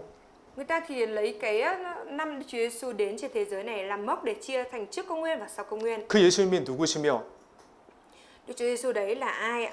그분이 나를 위해 무슨 일을 하셨는지 깨달았을 때에 내 인생에 기원 전과 기원 후가 생기잖아요. Khi mà nhận biết ra được rằng Đức Chúa Giêsu đó là ai và Ngài đã đến trên thế gian này để làm việc gì vì mình như thế vậy, thì cuộc đời của mình được phân chia thành trước khi biết đến Chúa và sau khi biết đến Chúa, đúng không ạ? 그러죠. Đúng không ạ? 구원받은 그리스도인들의 놀라운 변화가 부활의 증거가 되는 거예요. Sự biến hóa đáng kinh ngạc của cơ đốc nhân đã minh chứng cho sự phục sinh của Chúa. 자, 근데 여기 고린도전서 15장에 보면 Và trong sách Cô-rin-tô nhất đoạn 15 này. 자, 그런데 부활이 없으면 어떻게 되는 겁니까? 이제 만일 이 giả 말이 sử, 이제 나오는데 giả sử nếu như mà không có sự phục sinh của Chúa thì sẽ ra sao ạ? 부활이 없고 다시 살아나는 게 없다면 어떻게 되는 겁니까? 이제 이런 질문에 대한 답을 해주는 거예요. Tức là có cái câu hỏi đặt ra rằng nếu như không có sự phục sinh của Chúa thì sẽ ra sao? Thì ở đây có câu trả lời như thế này. 13절에 Câu 13. 만일 죽은 자의 부활이 없으면 그리스도도 다시 살지 못하셨으리라. Nếu người chết không sống lại thì Đấng Christ cũng đã không sống lại. 이게 세 번이나 반복이 돼요. Và cái nội dung này cứ lặp đi lặp lại những 3 lần ạ. 부활이란 이런 현상이 없다면 예수님도 부활하시지 못하셨다. Nếu như không có hiện tượng sống lại phục sinh này thì Đức Chúa Giêsu cũng đã không sống lại. 근데 부활이 있죠. Nhưng mà có sự phục sinh, đúng không ạ? 예수님께서 부활하셨습니다. Đức Chúa Giêsu đã phục sinh ạ. 그리고 부활이 없다면요. Và nếu như không có sự sống lại ạ, 이 복음은 거짓말이 되는 것이고 thì tin lành này là nói dối ạ. 그 거짓을 믿는 믿음도 거짓 믿음이 되는 Và cái 겁니다. đức tin vào cái điều giả dối này thì cũng trở thành đức tin giả dối ạ. 14절이요. Câu 14 ạ. 그리스도께서 만일 다시 살지 못하셨으면 우리의 전파하는 것도 헛것이요 또 너희 믿음도 헛것이며. Và nếu Đấng Christ đã không sống lại thì sự rao giảng của chúng tôi là vô ích và đức tin của anh em cũng vô ích. 네, 그렇죠. 예수님의 제자들은 예수님의 죽음과 부활하심을 전했습니다. Đúng vậy ạ. Đức Chúa Giêsu, các môn đồ của Đức Chúa Giêsu thì đã rao giảng về sự chết và sự sống lại của Đức Chúa Giêsu ạ. 근데 그 부활이 사실이 아니라면 Nhưng mà nếu như sự sống lại ấy không phải là sự thật 지금 거짓을 그들이 전했던 것이죠. thì điều đó có nghĩa là họ đang rao giảng cái điều giả dối, đúng không ạ? 실체가 없다는 것이죠. Nó không có thật ạ. 아무 소용이 없다는 겁니다. Nếu vậy thì là vô ích ạ, chẳng có ích gì ạ. 부활이 있기 때문에 Nhưng mà bởi vì có sự sống lại ạ, 예, 믿음이 헛되지 않은 것입니다. nên là đức tin của họ không trở nên vô ích ạ. 그리고 부활이 없다면요. Và nếu như không có sự phục sinh ạ, 그 복음을 전했던 사람들은 다 거짓말하는 사람이 되는 thì 거예요. tất cả những người đi truyền giao tin lành đấy đều trở thành những người nói dối ạ, 예, 사기꾼이 되는 겁니다. trở thành kẻ lừa đảo ấy. 15절에 Câu 15 ạ. 또 우리가 하나님의 거짓 증인으로 발견되리니 우리가 하나님이 그리스도를 다시 살리셨다고 증거하였음이라. Nếu người chết thật sự không sống lại thì chúng tôi bị xem như làm chứng dối về Đức Chúa Trời. 말이 좋아서 거짓 증인이죠. 이거 우리식으로 표현하면 사기꾼입니다. Ở đây thì nói là làm chứng dối vậy thôi, nhưng mà nói ở thời chúng ta thì bị coi là kẻ lừa đảo đấy. 예, 왜냐하면 사도들은 하나님이 예수님을 살리셨다라는 걸 증거했거든요. Bởi vì các sứ đồ thì minh chứng rằng Đức Chúa Giêsu đã sống lại ạ. Làm chứng rằng Đức Chúa Giêsu đã sống lại. 그죠? Đúng không ạ? 또 부활이 없다면요. 우리 죄도 용서가 되지 않습니다. Nhưng mà nếu như không có sự phục sinh thì tội lỗi của chúng ta cũng không được tha. 17절에 Câu 17 ạ. 그리스도께서 다시 사신 것이 없으면 너희의 믿음도 헛되고 너희가 여전히 죄 가운데 있을 것이요. Và nếu Đấng Christ không sống lại thì đức tin của anh em cũng vô ích và anh em vẫn còn ở trong tội lỗi mình. 우리가 죄 가운데 있다라는 것은 여전히 우리에게 죄가 있다라는 겁니다. Anh em vẫn còn ở trong tội lỗi mình, có nghĩa là tội lỗi của chúng ta vẫn 그러니까 còn. 하나님 앞에서 죄가 용서되지 않았다라는 거예요. Điều đó có nghĩa là tội lỗi của chúng ta không được tha thứ trước mặt Đức Chúa Trời. 예수님은 우리 죄 때문에 돌아가셨거든요. Bởi vì Đức Chúa Giêsu thì đã chết vì tội lỗi của chúng 그리고 ta. 우리를 의롭다 해주시기 위해서 다시 Và 살아나셨거든요. Ngài đã sống lại để xưng chúng ta là công chính ạ. 근데 그게 사실이 아니라면 Nhưng mà nếu như đó không phải là sự thật ạ, 예, 우리 믿음이 헛된 것이죠. thì đức tin của chúng ta trở nên vô ích ạ. 거짓을 믿는 거예요. là tin vào điều giả dối đấy ạ. 여전히 죄 가운데 우리가 있는 겁니다. Và vẫn cứ ở trong tội lỗi mình ạ. 그리고 부활이 없다면요. Và nếu như không có sự phục sinh ạ, 예수님 믿고 구원받고 죽은 사람들은 다 인생 헛산 겁니다. thì những người mà đã tin vào sự chết và sự phục sinh của Đức Chúa Giêsu thì cái niềm tin ấy của họ đều là vô ích ạ. 인생 망한 거예요. Là cuộc đời của họ coi như là bị hư hỏng ạ. 18절에 Câu 18. 또한 그리스도 안에서 잠자는 자도 망하였으리니. Như vậy những người ngủ trong Đấng Christ phải bị hư mất. 여기서 그리스도 안에서 잠자는 자라는 것은 Những người ngủ trong Đấng Christ ở đây 구원받고 죽은 사람들이에요. là chỉ những người đã nhận được sự cứu rỗi và đã chết rồi ạ. 왜 죽었다고 하지 않고 잠자고 있다고 하느냐? Tại sao lại biểu hiện là không biểu hiện là chết mà là chỉ biểu hiện là người ngủ ạ? 예, 예수님 오시면 다시 부활할 거거든요. Khi Đức Chúa Giêsu đến lại thì mọi người sẽ được phục sinh ạ. Nhưng mà nếu như sự phục sinh không phải là sự thật 그리스도 안에서 잠자는 자도 망하였으리니. thì những người ngủ trong Đấng Christ cũng phải bị hư mất ạ. 거짓을 믿고 속았으니까요. Bởi vì họ đã tin vào điều giả dối và bị lừa dối mà. 그들은 부활의 세계를 믿고 그 부활의 세계에 자신의 모든 걸 걸었거든요. Bởi vì họ đã tin vào cái sự phục sinh rồi họ đã liều tất cả mọi thứ của mình vì sự phục sinh ấy ạ. 그 복음을 전하는 일이에요. Cho cái công tác truyền giao tin lành ấy. 자기의 시간을, Đầu tư cái thời gian của 자신의 mình, 물질을, vật chất của mình, 심지어 자기의 생명까지요. thậm chí là cả tính mạng của mình ạ. 근데 부활이 사실이 아니라면 그런 게 다 헛되다라는 것이죠. Nếu như sự phục sinh không phải là sự thật thì tất cả những cái điều đó nó trở nên vô ích ạ. 근데 부활이 있기 때문에 Nhưng mà bởi vì có sự phục sinh ạ, 결코 헛되지 않습니다. nên là tuyệt đối không trở nên vô ích ạ. 여러분, 이 세상은 지나가는 세상입니다. Thưa mọi người, thế gian này là thế gian sẽ qua đi ạ. 장차 망할 성입니다. Là cái thành sẽ bị hủy hoại ạ. 곧 불로 심판 받을 거예요. Nó sẽ sớm bị hủy hoại và chịu sự phán xét bằng lửa ạ. 그러니까 이 땅에 소망을 두는 사람은 미련한 사람이 되는 겁니다. Vậy nên là những ai mà sống đặt để cái niềm hy vọng của mình ở trên đời này là những kẻ ngu dại. 이 땅에 내 모든 소망을 걸고 시간도 돈도 모든 것들을 이 땅에 투자하잖아요. 다 허무하게 되는 거예요. Khi mà dốc hết những cái niềm hy vọng của mình vào đời này, dốc hết cả thời gian, vật chất, mọi thứ mình có vào đời này như vậy thì nó sẽ trở nên hư mất ạ, vô ích ạ. 근데 우리 그리스도인들은 그렇지 않죠. Nhưng mà cơ đốc nhân chúng ta thì không như vậy đúng không ạ? 부활이 있기 때문에요. Bởi vì chúng ta có sự phục sinh ạ. 부활의 세계가 있기 때문에 Bởi vì có thế giới phục sinh ạ. 그 천국 소망을 가지고 그 복음을 위해 살아가는 사람들이 진짜 인생 잘 살고 있는 겁니다. Nên là những ai mà đem theo cái niềm hy vọng hướng đến vương quốc thiên đàng rồi sống vất vả hy sinh vì tin lành như vậy thì họ là những người mà thực sự sống tốt ở trên đời này đấy. 19절에 Câu 19 ạ. 같이 읽습니다. Chúng ta cùng đọc ạ. 만일 그리스도 안에서 우리의 바라는 것이 다만 이 생뿐이면 모든 사람 가운데 우리가 더욱 불쌍한 자니라. 이 말씀을 하고 있는 사도 바울께서는요. Sứ đồ Phaolô là người đang nói lời này ạ. 그 부활의 세계를 소망했던 분입니다. Là người đã có cái niềm hy vọng ở thế giới phục sinh ạ. 자신의 청년기, 중년기의 삶을 그 예수님의 죽음과 부활하심을 전하는 데 바쳤습니다. Ông đã dâng hiến cả cái thời kỳ thanh xuân của mình cho 예수님의 죽음과 부활하심을 전하는 일에 công tác truyền giao về sự chết và sự phục sinh của Đức Chúa Giêsu ạ. 자기 모든 걸 버리고요. Ông đã bỏ đi tất cả mọi thứ mình có 자기에게 있는 것을 배설물처럼 여기고요. và ông xem mọi thứ mình có như là rác rưởi ạ. 그러면 세상 사람들이 봤을 땐 진짜 불쌍한 사람이에요. Khi mà những người đời nhìn vào ông ạ thì thấy ông thực sự là một người đáng thương đúng không ạ? 근데 부활이 있기 때문에요. Nhưng mà bởi vì có sự phục sinh ạ, 그는 가장 불쌍한 사람이 아니라 가장 위대한 사람이 되는 겁니다. nên là ông ấy không phải trở thành người đáng thương nhất mà ông đã trở thành một người vĩ đại nhất ạ. 부활의 세계가 있으니까요. Bởi vì có thế giới phục sinh ạ. 그리고 부활의 세계가 없잖아요. Và nếu như không có thế giới phục sinh ạ, 우리 절제할 필요 없습니다. thì chúng ta cũng không cần phải tiết độ làm gì. 인내할 필요 없습니다. Chúng ta cũng không cần phải kiên nhẫn ạ. 여기 31절에 Câu 31 ở đây ạ. 형제들아 내가 그리스도 예수 우리 주 안에서 가진 바 너에게 대한 나의 자랑을 두고 단언하노니 나는 날마다 죽노라. Thưa anh em, mỗi ngày tôi phải đối diện với sự chết. Tôi nói như vậy vì niềm tự hào của tôi về anh em trong Đấng Christ Giêsu Chúa chúng ta. 사도 바울은 자기를 절제했습니다. Sứ đồ Phaolô thì đã tiết độ bản thân mình ạ. 자기가 하고 싶은 것도 안 하고요. 육신적으로. Dù những cái xác thịt mình muốn làm cho nữa thì Phaolô cũng không làm. 왜 자기를 이렇게 죽였냐면 Tại sao ông lại giết chết bản thân mình như vậy? 그래야 복음이 전해지거든요. Bởi vì phải làm như vậy thì tin lành mới được truyền giao đi ạ. 그래야 하나님이 사용하시거든요. Phải như vậy thì Đức Chúa Trời mới sử dụng ông ạ. 바울은 절제하고 세상과 구별되려고 노력했던 사람입니다. Phaolô là một người đã cố gắng nỗ lực để tiết độ bản thân mình và biệt riêng mình khỏi thế gian ạ. 부활의 세계가 있기 때문에요. Bởi vì có thế giới phục sinh ạ. 거기서 더 나은 부활을 얻고 싶었거든요. Đây là ông muốn đón nhận được cái sự phục sinh tốt đẹp hơn ạ. 부활이 없다면 Nếu như không có sự phục sinh ạ, 우리가 믿음의 선한 싸움을 싸울 필요도 없습니다. thì chúng ta cũng không cần phải chiến đấu trong cuộc chiến đấu vì đức tin.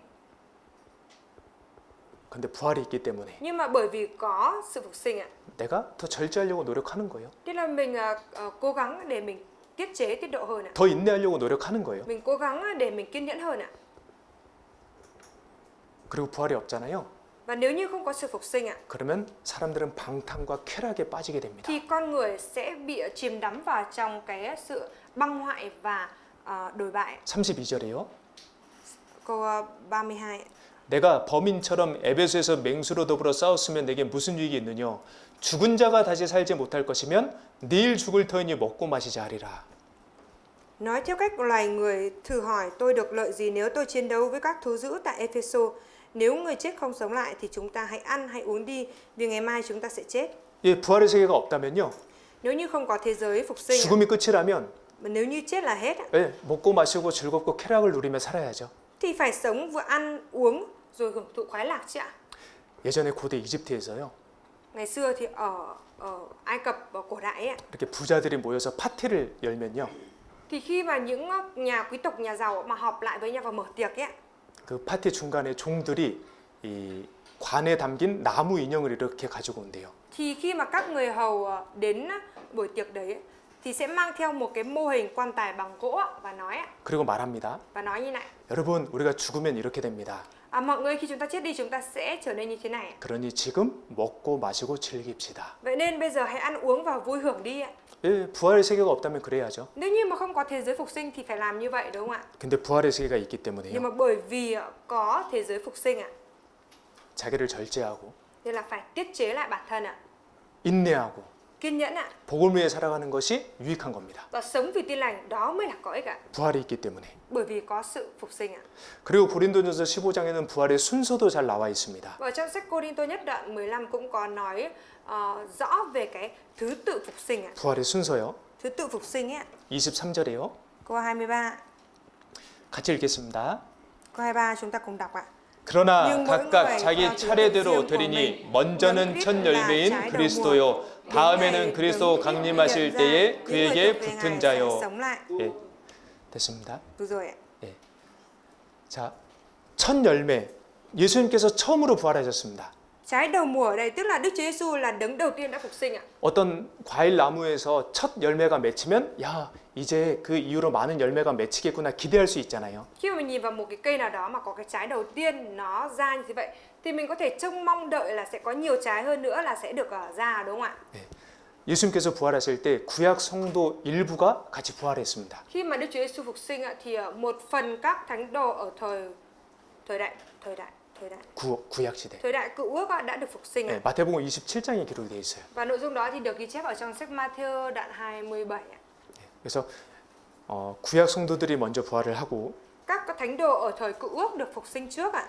그 다음에 여기 Rồi 다음에는 그리스도 강림하실 때에 그에게 붙은 자요. đến ngày Đấng Christ hiện ra, những người thuộc về Ngài sẽ sống lại ạ. 그에게 예수님께 붙은 자가 누구입니까? Những người thuộc về Đức Chúa Giêsu là ai ạ?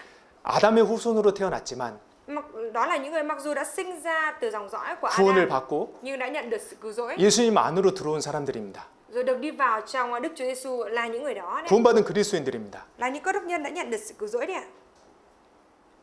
그때 예수님께서 다시 오실 때 우리가 부활의 몸으로 변해서 공중으로 올라가는 겁니다. Lúc đó, lúc mà Đức Chúa Giêsu tái lâm, lúc Đức Chúa Giêsu đến lại thì chúng ta sẽ được phục sinh, được mặc lấy thân thể phục sinh và bay lên trên trời với Chúa. 네. 어떤 모습으로 부활을 할 것이냐? Chúng ta sẽ được phục sinh với hình ảnh như thế nào? 35절에 Câu 35 ạ. 누가 묻기를 죽은 자들이 어떻게 살며 어떠한 몸으로 오느냐 하리니 Nhưng có người sẽ nói, Người chết sống lại cách nào? Họ lấy thân thể nào mà trở lại? 예, 그러면서 쭉 설명을 해주는데요. Và đằng sau thì có giải thích cho một loạt đấy. 새는 하늘에 날기 좋은 몸의 구조를 가지고 있습니다. Con chim thì nó mang theo cái cấu tạo cơ thể của nó tốt, phù hợp để bay ở trên trời. 물고기는요. Con cá thì sao ạ? 물 속에서 살기 좋은 몸의 구조를 가지고 있습니다. Nó được mang theo cái cấu trúc cơ thể của nó phù hợp để có thể sống ở trong nước ạ. 사람은요. Còn con người thì sao ạ? 이 땅에 살기 좋은 몸의 구조를 가지고 있습니다. Con người thì đang mang theo cái cấu trúc, cấu tạo cơ thể con người tốt và phù hợp để sống ở trên đất này. 부활의 몸은요. Và cái cơ thể phục sinh thì sao? 부활의 세계에 적합한 몸이 될 거예요. Nó sẽ trở thành một cái thân thể phục sinh phù hợp để sống ở trong thế giới phục sinh ạ. 어떤 몸이요? Là một thân thể như thế nào ạ? 늙지 않고요. Không già đi ạ, 스트레스 받지 않고요. không bị stress ạ, 아프지 않고요. không đau đớn ạ, 죽지도 않고요. cũng không chết ạ. 그런 몸이 될 거예요. Sẽ trở nên thân thể đó ạ. 그리고 부활하신 예수님처럼 음식을 먹을 수도 있고요. Và khi mà có thân thể phục sinh rồi á, thì cũng vẫn có thể ăn uống giống như Đức Chúa Giêsu ạ. 그리고 예수님이 부활하신 후에 문을 열지 않고 방에 들어오신 것처럼 Và giống như việc Đức Chúa Giêsu khi mà Ngài đã phục sinh mà Ngài mặc lấy thân thể phục sinh thì mặc dù cửa đang đóng nhưng mà Ngài cũng không cần mở cửa đi vào. 시간과 공간을 초월하는 몸이 될 겁니다. Thì lúc bây giờ thân thể phục sinh chúng ta được mặc lấy là cái thân thể không có bị phụ thuộc vào không gian và thời gian. 씨에서 꽃이 나오는 것처럼요. Giống như hoa nở từ một cái hạt ạ. 애벌레가 나비가 되는 것처럼요. Giống như việc mà con sâu đã thành con bướm ạ. 비록 지금 이렇게 천하고 약한 몸이지만 Thì mặc dù bây giờ chúng ta đang mang theo cái thân thể thấp hèn và tiểu tụy như này, 우리는 완벽하고 완전한 몸을 입을 겁니다. nhưng sẽ có thời điểm chúng ta sẽ được mặc lấy thân thể hoàn hảo trọn vẹn đấy ạ. 여러분 씨에서 꽃나무가 나오는 게 신기하지 않으세요? Mọi người không thấy cái việc mà từ một cái hạt mà lại ra cây rồi nở hoa như vậy à? 그거 4살, 5살짜리 아이에게 설명해줘도 이해 못할 겁니다. Dù chúng ta có giải thích cho những cái đứa trẻ năm 6 tuổi cho nữa thì nó cũng không thể hiểu được đâu ạ. 우진아, 여기 씨에서 꽃이 나오는 거야. Uchin ơi, từ cái hạt này mà nó sẽ nở ra hoa đấy. 어떻게 이해를 하겠어요? Thì làm sao mà nó hiểu được đúng không ạ? 근데 우리는 알잖아요. Nhưng mà chúng ta thì biết mà đúng không ạ? 여러분, 우리가 이렇게 나무를 보거나 Thưa mọi người, khi chúng ta nhìn vào cây cối ạ, 나비를 볼 때요. hay chúng ta nhìn vào những cái con bướm ạ, 예, 나의 부활의 예고편이라고 한번 생각을 해보세요. thì chúng ta hãy nghĩ đó chính là một cái phần mở đầu cho cái sự phục sinh của mình. 하나님께서 우리를 위로해 주시는 거예요. Đức Chúa Trời đang an ủi chúng ta đấy ạ. 너희도 이렇게 부활의 몸을 입을 거야. Sau này các con cũng sẽ được mặc lấy thân thể phục sinh như vậy. 애벌레가 나비가 되는 것처럼 Giống như con sâu đã biến thành con bướm, 씨에서 꽃과 열매가 나오는 것처럼 giống như cái từ một cái hạt mà ra cả hoa cả quả, 너희도 완벽한 몸으로 변화될 거야. thì sau này các con cũng sẽ được biến đổi thành một thân thể hoàn hảo. 예, 저는 그게 하나님의 위로라고 생각합니다. Thầy thì nghĩ rằng đó chính là niềm an ủi Chúa dành cho mình ạ. 광고 있죠? Có những cái quảng cáo ấy ạ, 광고는요, 실체보다 과장된 경우가 많습니다. có nhiều trường hợp người ta quảng cáo lố hơn so với sự thật ạ. 뭐 책을 소개해주거나 영화의 예고편도 실제보다 과장된 경우가 많습니다. Và kể cả cái việc mà người ta quảng cáo, quảng bá trước cho gì ạ? 책을 소개해주거나 Cho sách hay là giới thiệu về phim ấy, 근데 이 부활의 예고편은요. thì người ta luôn làm lố hơn so với sự thật đúng không ạ? 네, 우리가 nhưng mà, 무엇을 생각하든 그 이상이 될 겁니다. nhưng mà sự phục sinh thì sao ạ? Là cái mà chúng ta nó luôn ngoài sự cái tưởng tượng của chúng ta. 42절부터 44절까지 같이 읽겠습니다. 2절부터 44절까지. Từ câu 42 đến câu 44 ạ. 죽은 자의 부활도 이와 같으니 썩을 것으로 심고 썩지 아니할 것으로 다시 살며 욕된 것으로 심고 영광스러운 것으로 다시 살며 약한 것으로 심고 강한 것으로 다시 살며 육의 몸으로 심고 신령한 몸으로 다시 사나니 육의 몸이 있은즉 또 신령한 몸이 있느니라. 이 몸을 우리가 입는 거예요. Chúng ta sẽ có thân thể này ạ. 나이가 들면 사진 찍는 걸 별로 안 좋아하십니다. Khi mà có tuổi rồi thì không thích chụp ảnh nữa ạ. 그죠? Đúng không ạ? 젊었을 때 비해서 초라해 보이는 내 자신이 보기 싫은 것이죠. Bởi vì không muốn nhìn thấy hình ảnh trở nên tiều tụy của mình hiện tại bây giờ so với lúc còn trẻ. 아니면 청년들은 필터라는 걸 이용해서 사진을 찍어서 자신을 훨씬 이쁘게 이렇게 포장하기도 합니다. Hay là thanh niên ấy thì hay dùng những cái app filter đấy xong chụp ảnh để cho cái ảnh nó ra đẹp hơn so với cái mặt thật ạ. 아름다워지고 싶은 마음이겠죠. Đó là cái tấm lòng muốn trở nên đẹp hơn đúng không ạ? 여러분 조금만 기다리십시오. Nhưng mà mọi người hãy chờ đợi một chút thôi ạ. 우리가 부활의 몸을 입을 겁니다. Chúng ta sẽ được mặc lấy thân thể phục sinh ạ. 완전하고 가장 아름다운 몸을 입습니다. Chúng ta sẽ được mặc lấy thân thể hoàn hảo và đẹp đẽ. 부활이 있기 때문에요. Bởi vì có sự phục sinh ạ, 반드시 구원을 받아야 합니다. thì chúng ta nhất định phải nhận được sự cứu rỗi ạ. 의인의 부활이 있는 것처럼 악인의 부활도 있습니다. Giống như có sự phục sinh của người công chính thì cũng có sự phục sinh của kẻ ác ạ. 악인의 부활은요. Sự phục sinh của kẻ ác là gì ạ? 영원한 불 가운데서 영원히 살 수 있는 몸이 되는 거예요. Là sẽ mặc lấy cái thân thể sống mãi ở trong lửa và trong sự đau đớn ạ. 제가 이렇게 전도하기 위해서 사람들을 만나 보면 Khi mà thầy đi gặp gỡ những người khác để truyền giảng ấy ạ, 구원의 확신은 있는데 삶의 변화가 없는 분들이 너무 많아요. thì thầy thấy là có nhiều người tức là có cái niềm tin chắc chắn về sự cứu rỗi đấy, nhưng mà trong đời sống của họ thì lại không có sự biến đổi. 네, 구원의 확신은 있어요. 나 구원 받았습니다. Họ chắc chắn họ tin, họ nói là tin chắc là tôi đã nhận được sự cứu rỗi rồi, 근데 구원받은 이후에 삶의 변화가 거의 없어요. nhưng mà gần như chẳng có một cái đời sống biến đổi gì sau khi nhận được sự cứu rỗi ạ.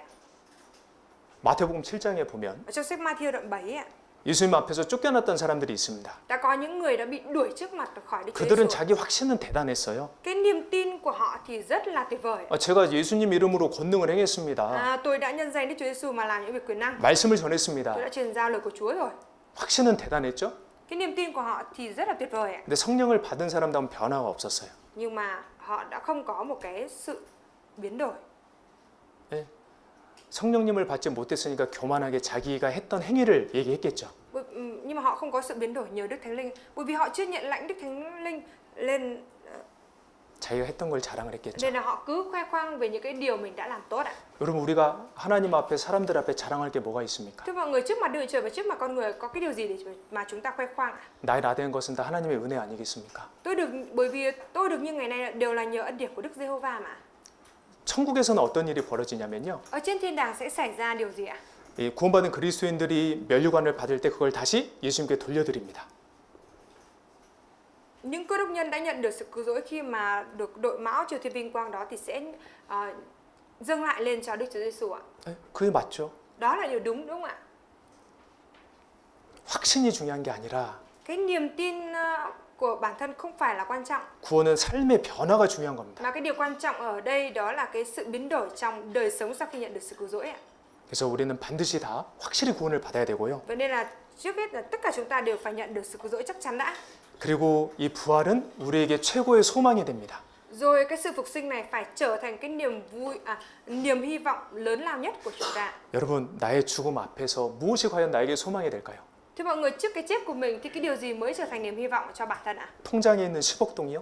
Có phải là 1 tỷ được chuyển vào trong tài khoản của mình không ạ? 내 이름으로 된 아파트요? Hay là cái căn hộ chung cư đứng tên mình ạ? 아니면 내 이름으로 된 차요? Hay là cái xe ô tô đứng tên mình ạ? 아니면 사랑하는 가족들이요? Hay là những người thân yêu thương trong gia đình ạ? 네, 죽음 앞에서는 그 무엇도 내게 위로가 되지 않습니다. Trước cái chết ạ, thì không có một điều gì có thể an ủi được cho bản thân đâu ạ. 근데 뭐가 위로가 되냐면 Nhưng mà điều gì mới có thể trở thành niềm an ủi ạ? 내가 죽음을 건너가면 부활의 세계로 들어간다는 그 사실입니다. Đó là cái sự thật là sau khi mình chết đi mình sẽ được mặc lấy thân thể phục sinh và bước vào trong thế giới phục sinh ạ. 이게 그리스도인들에게 진정한 소망이 되는 겁니다. Đây mới là cái niềm hy vọng đích thực của cơ đốc nhân ạ. 데살로니가 전서입니다. 전서 Thầy xin 4장 lỗi nha, sách Tên-xin-ga nhất đoạn 4 ạ. 18절에 Đoạn 4 câu 18 ạ.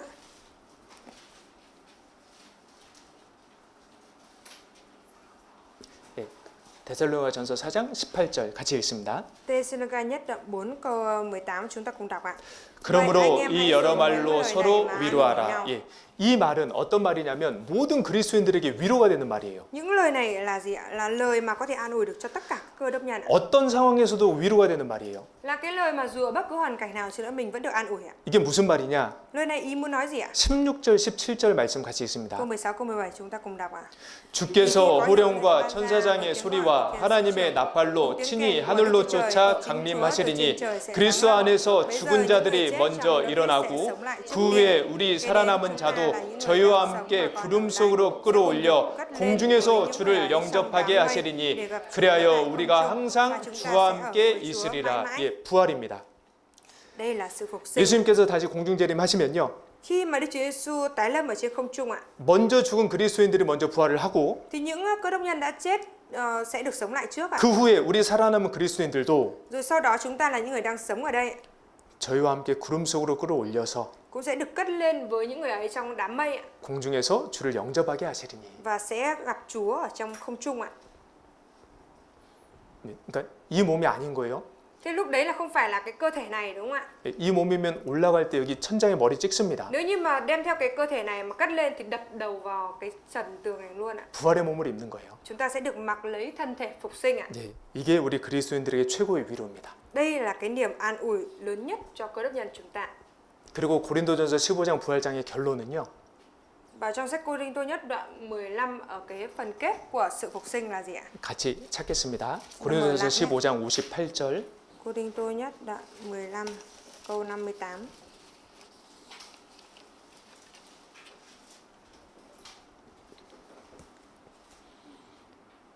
결론입니다. Đây là kết luận ạ. 58절 같이 읽겠습니다. Câu 58 á, chúng ta cùng đọc với nhau ạ.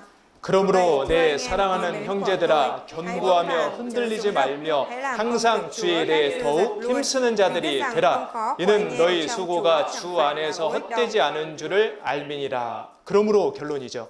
Ở đây có nói là vậy đúng không ạ? Là kết luận đúng không ạ? 내 사랑하는 형제들아, Thưa anh em quý mến của tôi ạ. 사랑하는 사람에게는 정말 좋은 걸 알려주고 싶잖아요. Quý mến nhau ạ, thì đã quý mến nhau, yêu thương nhau như vậy thì thực sự muốn đem điều tốt cho nhau đúng không ạ? 바울이 사랑했던 고린도 교회 성도들에게 말해주고 싶었던 것은요.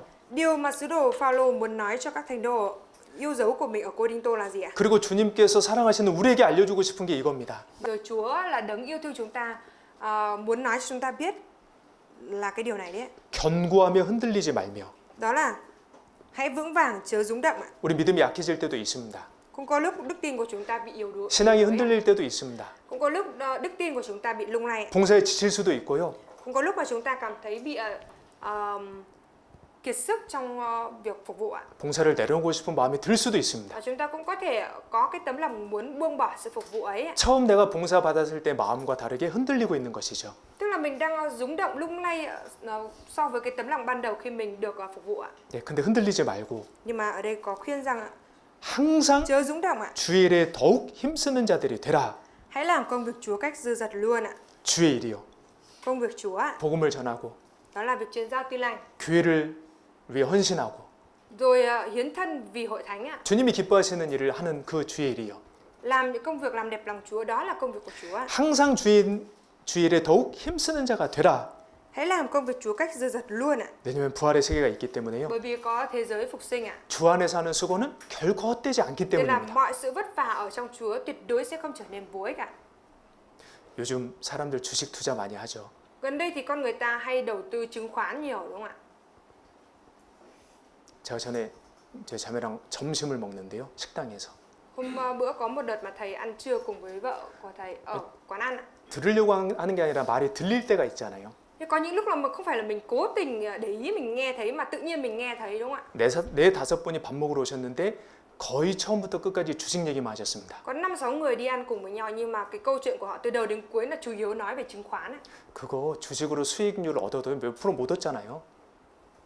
Đầu tư vào cái đấy, đầu tư vào chứng khoán này bao nhiêu đấy nhưng mà thu về lại chỉ có mấy % thôi. 투자는 제대로 된 데 투자해야 되잖아요. Đầu tư thì phải đầu tư vào cái nơi đúng không ạ? 가장 확실한 투자가 무엇입니까? Nhưng mà cái đầu tư chính xác nhất cho chúng ta là gì ạ? 주의 일에 하는 투자입니다. Đó là việc đầu tư vào cho công việc của Chúa ạ. 최고의 투자입니다. Đấy là sự đầu tư tốt nhất ạ. 부활의 세계가 있거든요. Bởi vì có thế giới phục sinh ạ. 이 고린도후서 4장을 보겠습니다. Chúng ta mở sách Cô-rinh-tô 2 đoạn 4 ạ. 17절에 Đoạn 4 câu 17 ạ. 17절에 Đoạn 4 câu 17.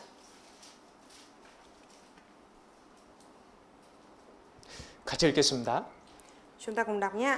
우리의 잠시 받는 환난에 경한 것이 지극히 크고 영원한 영광에 중한 것을 우리에게 이루게 함이니. 우리가 복음 때문에 우리가 믿음을 지키는 것 때문에 환난을 받잖아요. Bởi vì chúng ta truyền ra tin lành và giữ vững tin lành nên là chúng ta bị hoạn nạn, đúng không ạ? 고생이 있고 수고가 있습니다. Chúng ta cũng có sự khổ sở và vất vả. 근데 그건 잠시 받는 것이고 경한 것입니다. Nhưng mà nó chỉ là cái tạm và nhẹ thôi ạ.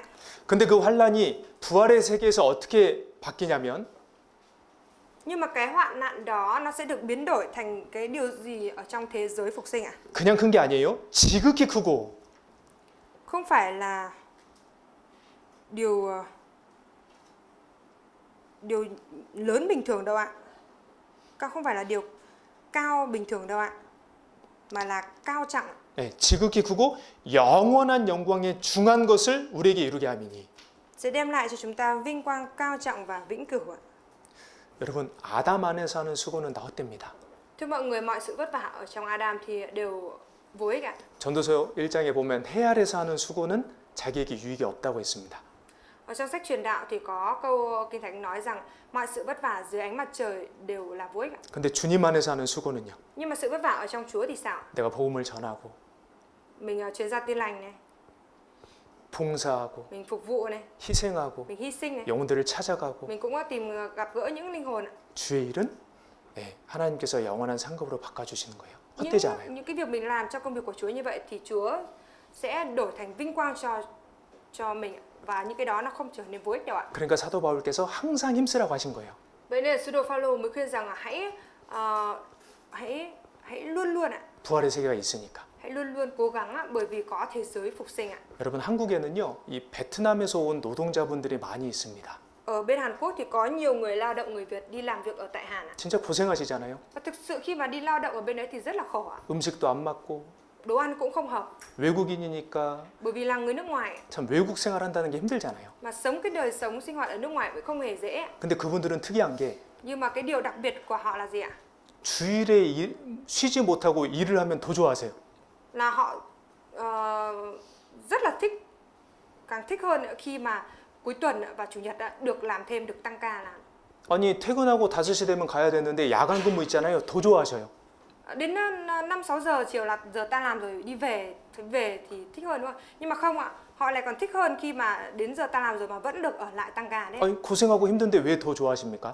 Vất vả khổ cực như vậy nhưng mà tại sao họ lại thích ạ? Tại sao họ lại thích hơn ạ? 일한 만큼 돈을 받잖아요. Bởi vì tăng ca bao nhiêu thì được nhận thêm tiền bấy nhiêu ạ. 베트남에 보내줄 돈이 더 많아지잖아요. Và cái số tiền được có thể gửi về Việt Nam thì trở nên nhiều hơn ạ. 내가 한국에서 일 끝나고 베트남 가서 누릴 수 있는 돈이 더 많아지잖아요. Bởi vì như vậy thì cái số tiền mà sau khi mà mình kết thúc ở Hàn Quốc mình trở về Việt Nam mình được tận hưởng, mình được tiêu xài là nhiều hơn ạ. 그러니까 베트남 분들 한국에서 그렇게 고생하시는 겁니다. Vậy nên là người Việt Nam mới chịu vất vả ở bên Hàn như thế ạ. 근데 또 잘못된 사장님 만나면 돈 떼어먹힐 수도 있습니다. Nhưng mà nếu như mà gặp phải cái ông chủ xấu tính ạ, thì có thể là bị gọt xới mất tiền đấy ạ. 예전에 거 사장님 세븐틴이야? 나빠요 막 그런 프로그램도 있었어요. Trước đây còn có một cái chương trình có cái tên chương trình là giám đốc của tôi xấu tính ạ. 근데 우리 하나님은 어떤 분이십니까? Nhưng mà Đức Chúa Trời của chúng ta là đấng như thế nào ạ? 약속은 반드시 지키시는 분입니다. Ngài là đấng một khi đã hứa thì Ngài nhất định giữ lời hứa ạ. 진실하고 신실하신 분입니다. Ngài là đấng thành tín và 그분이 우리에게 약속하신 거예요. Ngài là đấng thành tín ạ. Mà Ngài có hứa với chúng ta như thế này. 우리에게 줄 상을 지금 들고 기다리고 계십니다. Ta đang cầm phần thưởng và chờ để ban cho các con. 여러분 우리가요 기회가 있을 때 또 수고하는 겁니다. Mọi người ơi, khi mà chúng ta có cơ hội thì chúng ta chịu vất vả thêm ạ. 기회가 늘 항상 있는 게 아니에요. Bởi vì không phải là lúc nào cũng có cơ hội đâu ạ. 예수님께서 돌아가시기 전에요. Trước khi Đức Chúa Giêsu chết trên thập tự giá, 이 마리아가 300데나리온 되는 향유 컵을 가지고 와서 예수님께 부어드렸습니다. Mary đã đem một cái bình dầu thơm trị giá 300 denier và đập ra và sức lên cho Chúa. 1년 연봉에 해당하는 금액이에요. Là một cái dầu thơm có cái giá trị là nguyên tiền lương của một năm đấy ạ. 마리아는 예수님이 곧 돌아가실 걸 알았습니다. Mary đã biết trước được sự phục sinh của Chúa. 그 예수님의 죽음이 나 때문인 걸 알았습니다. Và bà đã biết được rằng Đức Chúa Giêsu chết là chết vì mình ạ. 예수님 그 무릎 아래서 발 아래서 말씀을 들으면서요. Bởi vì Mary đã ngồi ngay dưới chân Chúa để nghe cái lời Chúa giảng ạ. 자 그런데 이제 예수님께서 십자가에서 돌아가시고 무덤에 묻히셨을 때에 Nhưng mà khi Đức Chúa Giêsu sẽ chết rồi bị chôn vào trong mộ ạ. 다른 여인들이 예수님께 부어드리려고 향품을 가지고 갔거든요. Và lúc bấy giờ các người nữ khác cũng đã đến trước mộ Ngài để sức dầu cho Ngài. 이미 늦었어요. Nhưng mà đã muộn rồi ạ. 이미 예수님 부활하셨어요. Bởi vì Đức Chúa Giêsu đã phục sinh rồi. 내가 주님을 위해 살고 싶다 그래서 언제나 기회가 있는 건 아닙니다. Không phải là mình cứ đem theo tấm lòng mình muốn sống vì Chúa như vậy mà lúc nào cũng có cơ hội đâu ạ. 이 내가 지금 이 청년 때에 Và cái thời điểm này lúc mình đang còn trẻ 내가 지금 이 땅에 숨쉬고 살아갈 이때에 và cái lúc mà mình vẫn còn đang được sống hít thở ở trên đất này, 나중이 아니라 지금 오늘 우리가 주님께 드릴 수 있는 거예요. không phải là sau này mà ngày hôm nay, chính ngày hôm nay chúng ta có thể dâng lên cho Chúa. 여러분 시간이 너무 빠르지 않아요? Mọi người chẳng phải thời gian trôi qua rất nhanh hay sao? 벌써 4월입니다. Chưa gì đã tháng 4 rồi đấy ạ. 주님은 곧 오시는데 Chúa sắp đến rồi ạ. 예수님 재림의 징조는 우리 눈앞에서 펼쳐지고 있는데요. Những dấu hiệu trước khi Chúa tái lâm đang được phơi bày ra hết trước mặt chúng ta rồi. 주의를 할 수 있는 시간도 얼마 남지 Và thời 않았잖아요. gian để chúng ta làm công việc của Chúa cũng không còn lại nhiều ạ. 부활의 세계가 있습니다. Có thế giới phục sinh đấy ạ. 우리는 그 세계로 들어갑니다. Và chúng ta sẽ được bước vào thế giới ấy ạ. 그러니 우리는 주일에 더욱 힘쓰는 게 맞습니다. Vậy nên là cái việc chúng ta gắng sức cho công việc của Chúa đó là điều phải lẽ. 그게 내가 할 수 있는 가장 좋은 투자예요. Và đó là cái sự đầu tư tốt nhất mình có thể làm. 우리 수양이 얼마 안 남았습니다. Hội tu dưỡng mùa hè của chúng ta không còn lại bao lâu nữa sẽ diễn ra. 우리 임원 형제 자매님들과 이 전도할 영혼들 목표를 세웠어요. Và các anh chị trong ban phục vụ của hội thánh thì đã lập ra cái mục tiêu số lượng người mới để chúng ta truyền giảng. 예, 이번에 우리 하노이 교회는 새로 전도할 분들 20명입니다. 20명.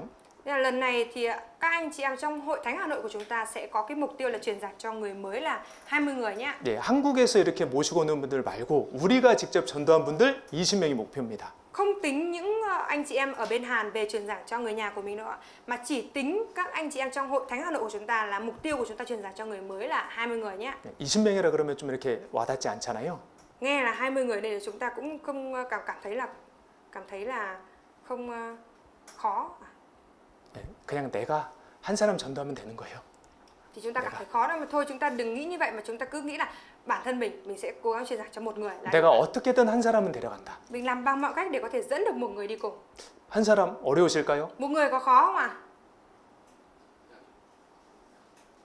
왜 또 눈빛이 흔들리세요? Tại sao mà ánh mắt của mọi người bất an thế ạ? 한 명 우리 할 수 있습니다. Một người chúng ta có thể dẫn được mà. 한번 주님을 의지하고 간절하게 한번 해봅시다. Chúng ta hãy thử dựa dẫm vào Chúa và rủ người ta đi xem ạ. 한 사람 전도하면 10억 동 준다 그러면 어떻게 될까요? Nếu như mà truyền giảng cho một người mà được cho 1 tỷ thì sao ạ? 네, 근데 그보다 더 큰 영광과 상급이 있습니다. Nhưng mà so với 1 tỷ đấy thì chúng ta sẽ có được cái phần thưởng và vinh quang còn lớn hơn ạ. 예, 여러분 부활의 세계가 있기 때문에요. Thưa mọi người, bởi vì có thế giới phục sinh ạ, 우리 그날을 소망하면서 thì là chúng ta hãy đem theo cái niềm hy vọng vào 주일에 đó. 항상 힘쓰는 사람들이 한번 되어 봅시다. Và chúng ta hãy cố gắng trở thành những người luôn luôn gắng sức trong công việc của Chúa nhé. 기도하고 Chúng 마치겠습니다. ta cầu nguyện và kết thúc ạ. 하나님 참으로 감사드립니다. Đức Chúa Trời, chúng con thật lòng dâng lời cảm tạ Chúa. 이 땅에 참으로 많은 사람들이 있는데 Chúa ơi, trên thế giới này có rất nhiều người, 저희가 먼저 이 귀한 복음을 듣고 또 깨닫게 되었습니다. nhưng mà Chúa đã cho chúng con được nghe tin lành của Chúa và đã được nhận biết ra trước. 이 복음을 더욱 힘껏 전하고 싶습니다. Chúa ơi, chúng con muốn dốc hết sức của chúng con để truyền giao tin lành này. 담대함과 또 사랑으로 지혜롭게 전도할 수 있도록 도와주시옵소서. Xin Chúa Ngài giúp đỡ chúng con để chúng con có thể mạnh dạn, can đảm, dạn dĩ và truyền giảng một cách khôn ngoan. 마음에 또 고난과 또 힘든 분들이 있다면 이 부활의 소망으로 다시 힘을 얻으실 수 있도록 도와주시옵소서. Chúa, nếu như có ai đang chịu đau đớn, khổ sở ở trong thâm tâm thì nguyện xin Chúa Ngài cũng gieo trong tấm lòng của những anh chị em ấy niềm hy vọng về thế giới phục sinh mà được an ủi. 우리 모두가 주님께 귀히 쓰임 받다가 주님 앞에 설 수 있도록 저희 삶을 다스려 주시옵소서. Xin Chúa Ngài cai trị đời sống của chúng con để tất cả chúng con trong lúc đều nhận được sử dụng quý giá từ Chúa và được gặp Ngài. 얼마 남지 않은 하계 수양회 그리고 내일부터 있는 방민 집회 주님께서 크게 역사하여 주시길 간구드립니다. Chúa, chúng con khao khát cầu nguyện xin Chúa Ngài cũng giúp đỡ và làm công việc của Ngài ở trong hội thảo kinh thánh sẽ diễn ở Bắc Ninh sẽ diễn ra vào ngày mai, cũng như là hội tu dưỡng mùa hè vào cuối tháng này. 우리 주 예수 그리스도 이름으로 기도드렸습니다. Chúng con thành tâm cầu nguyện nhân danh Đức Chúa Giêsu Christ. 아멘.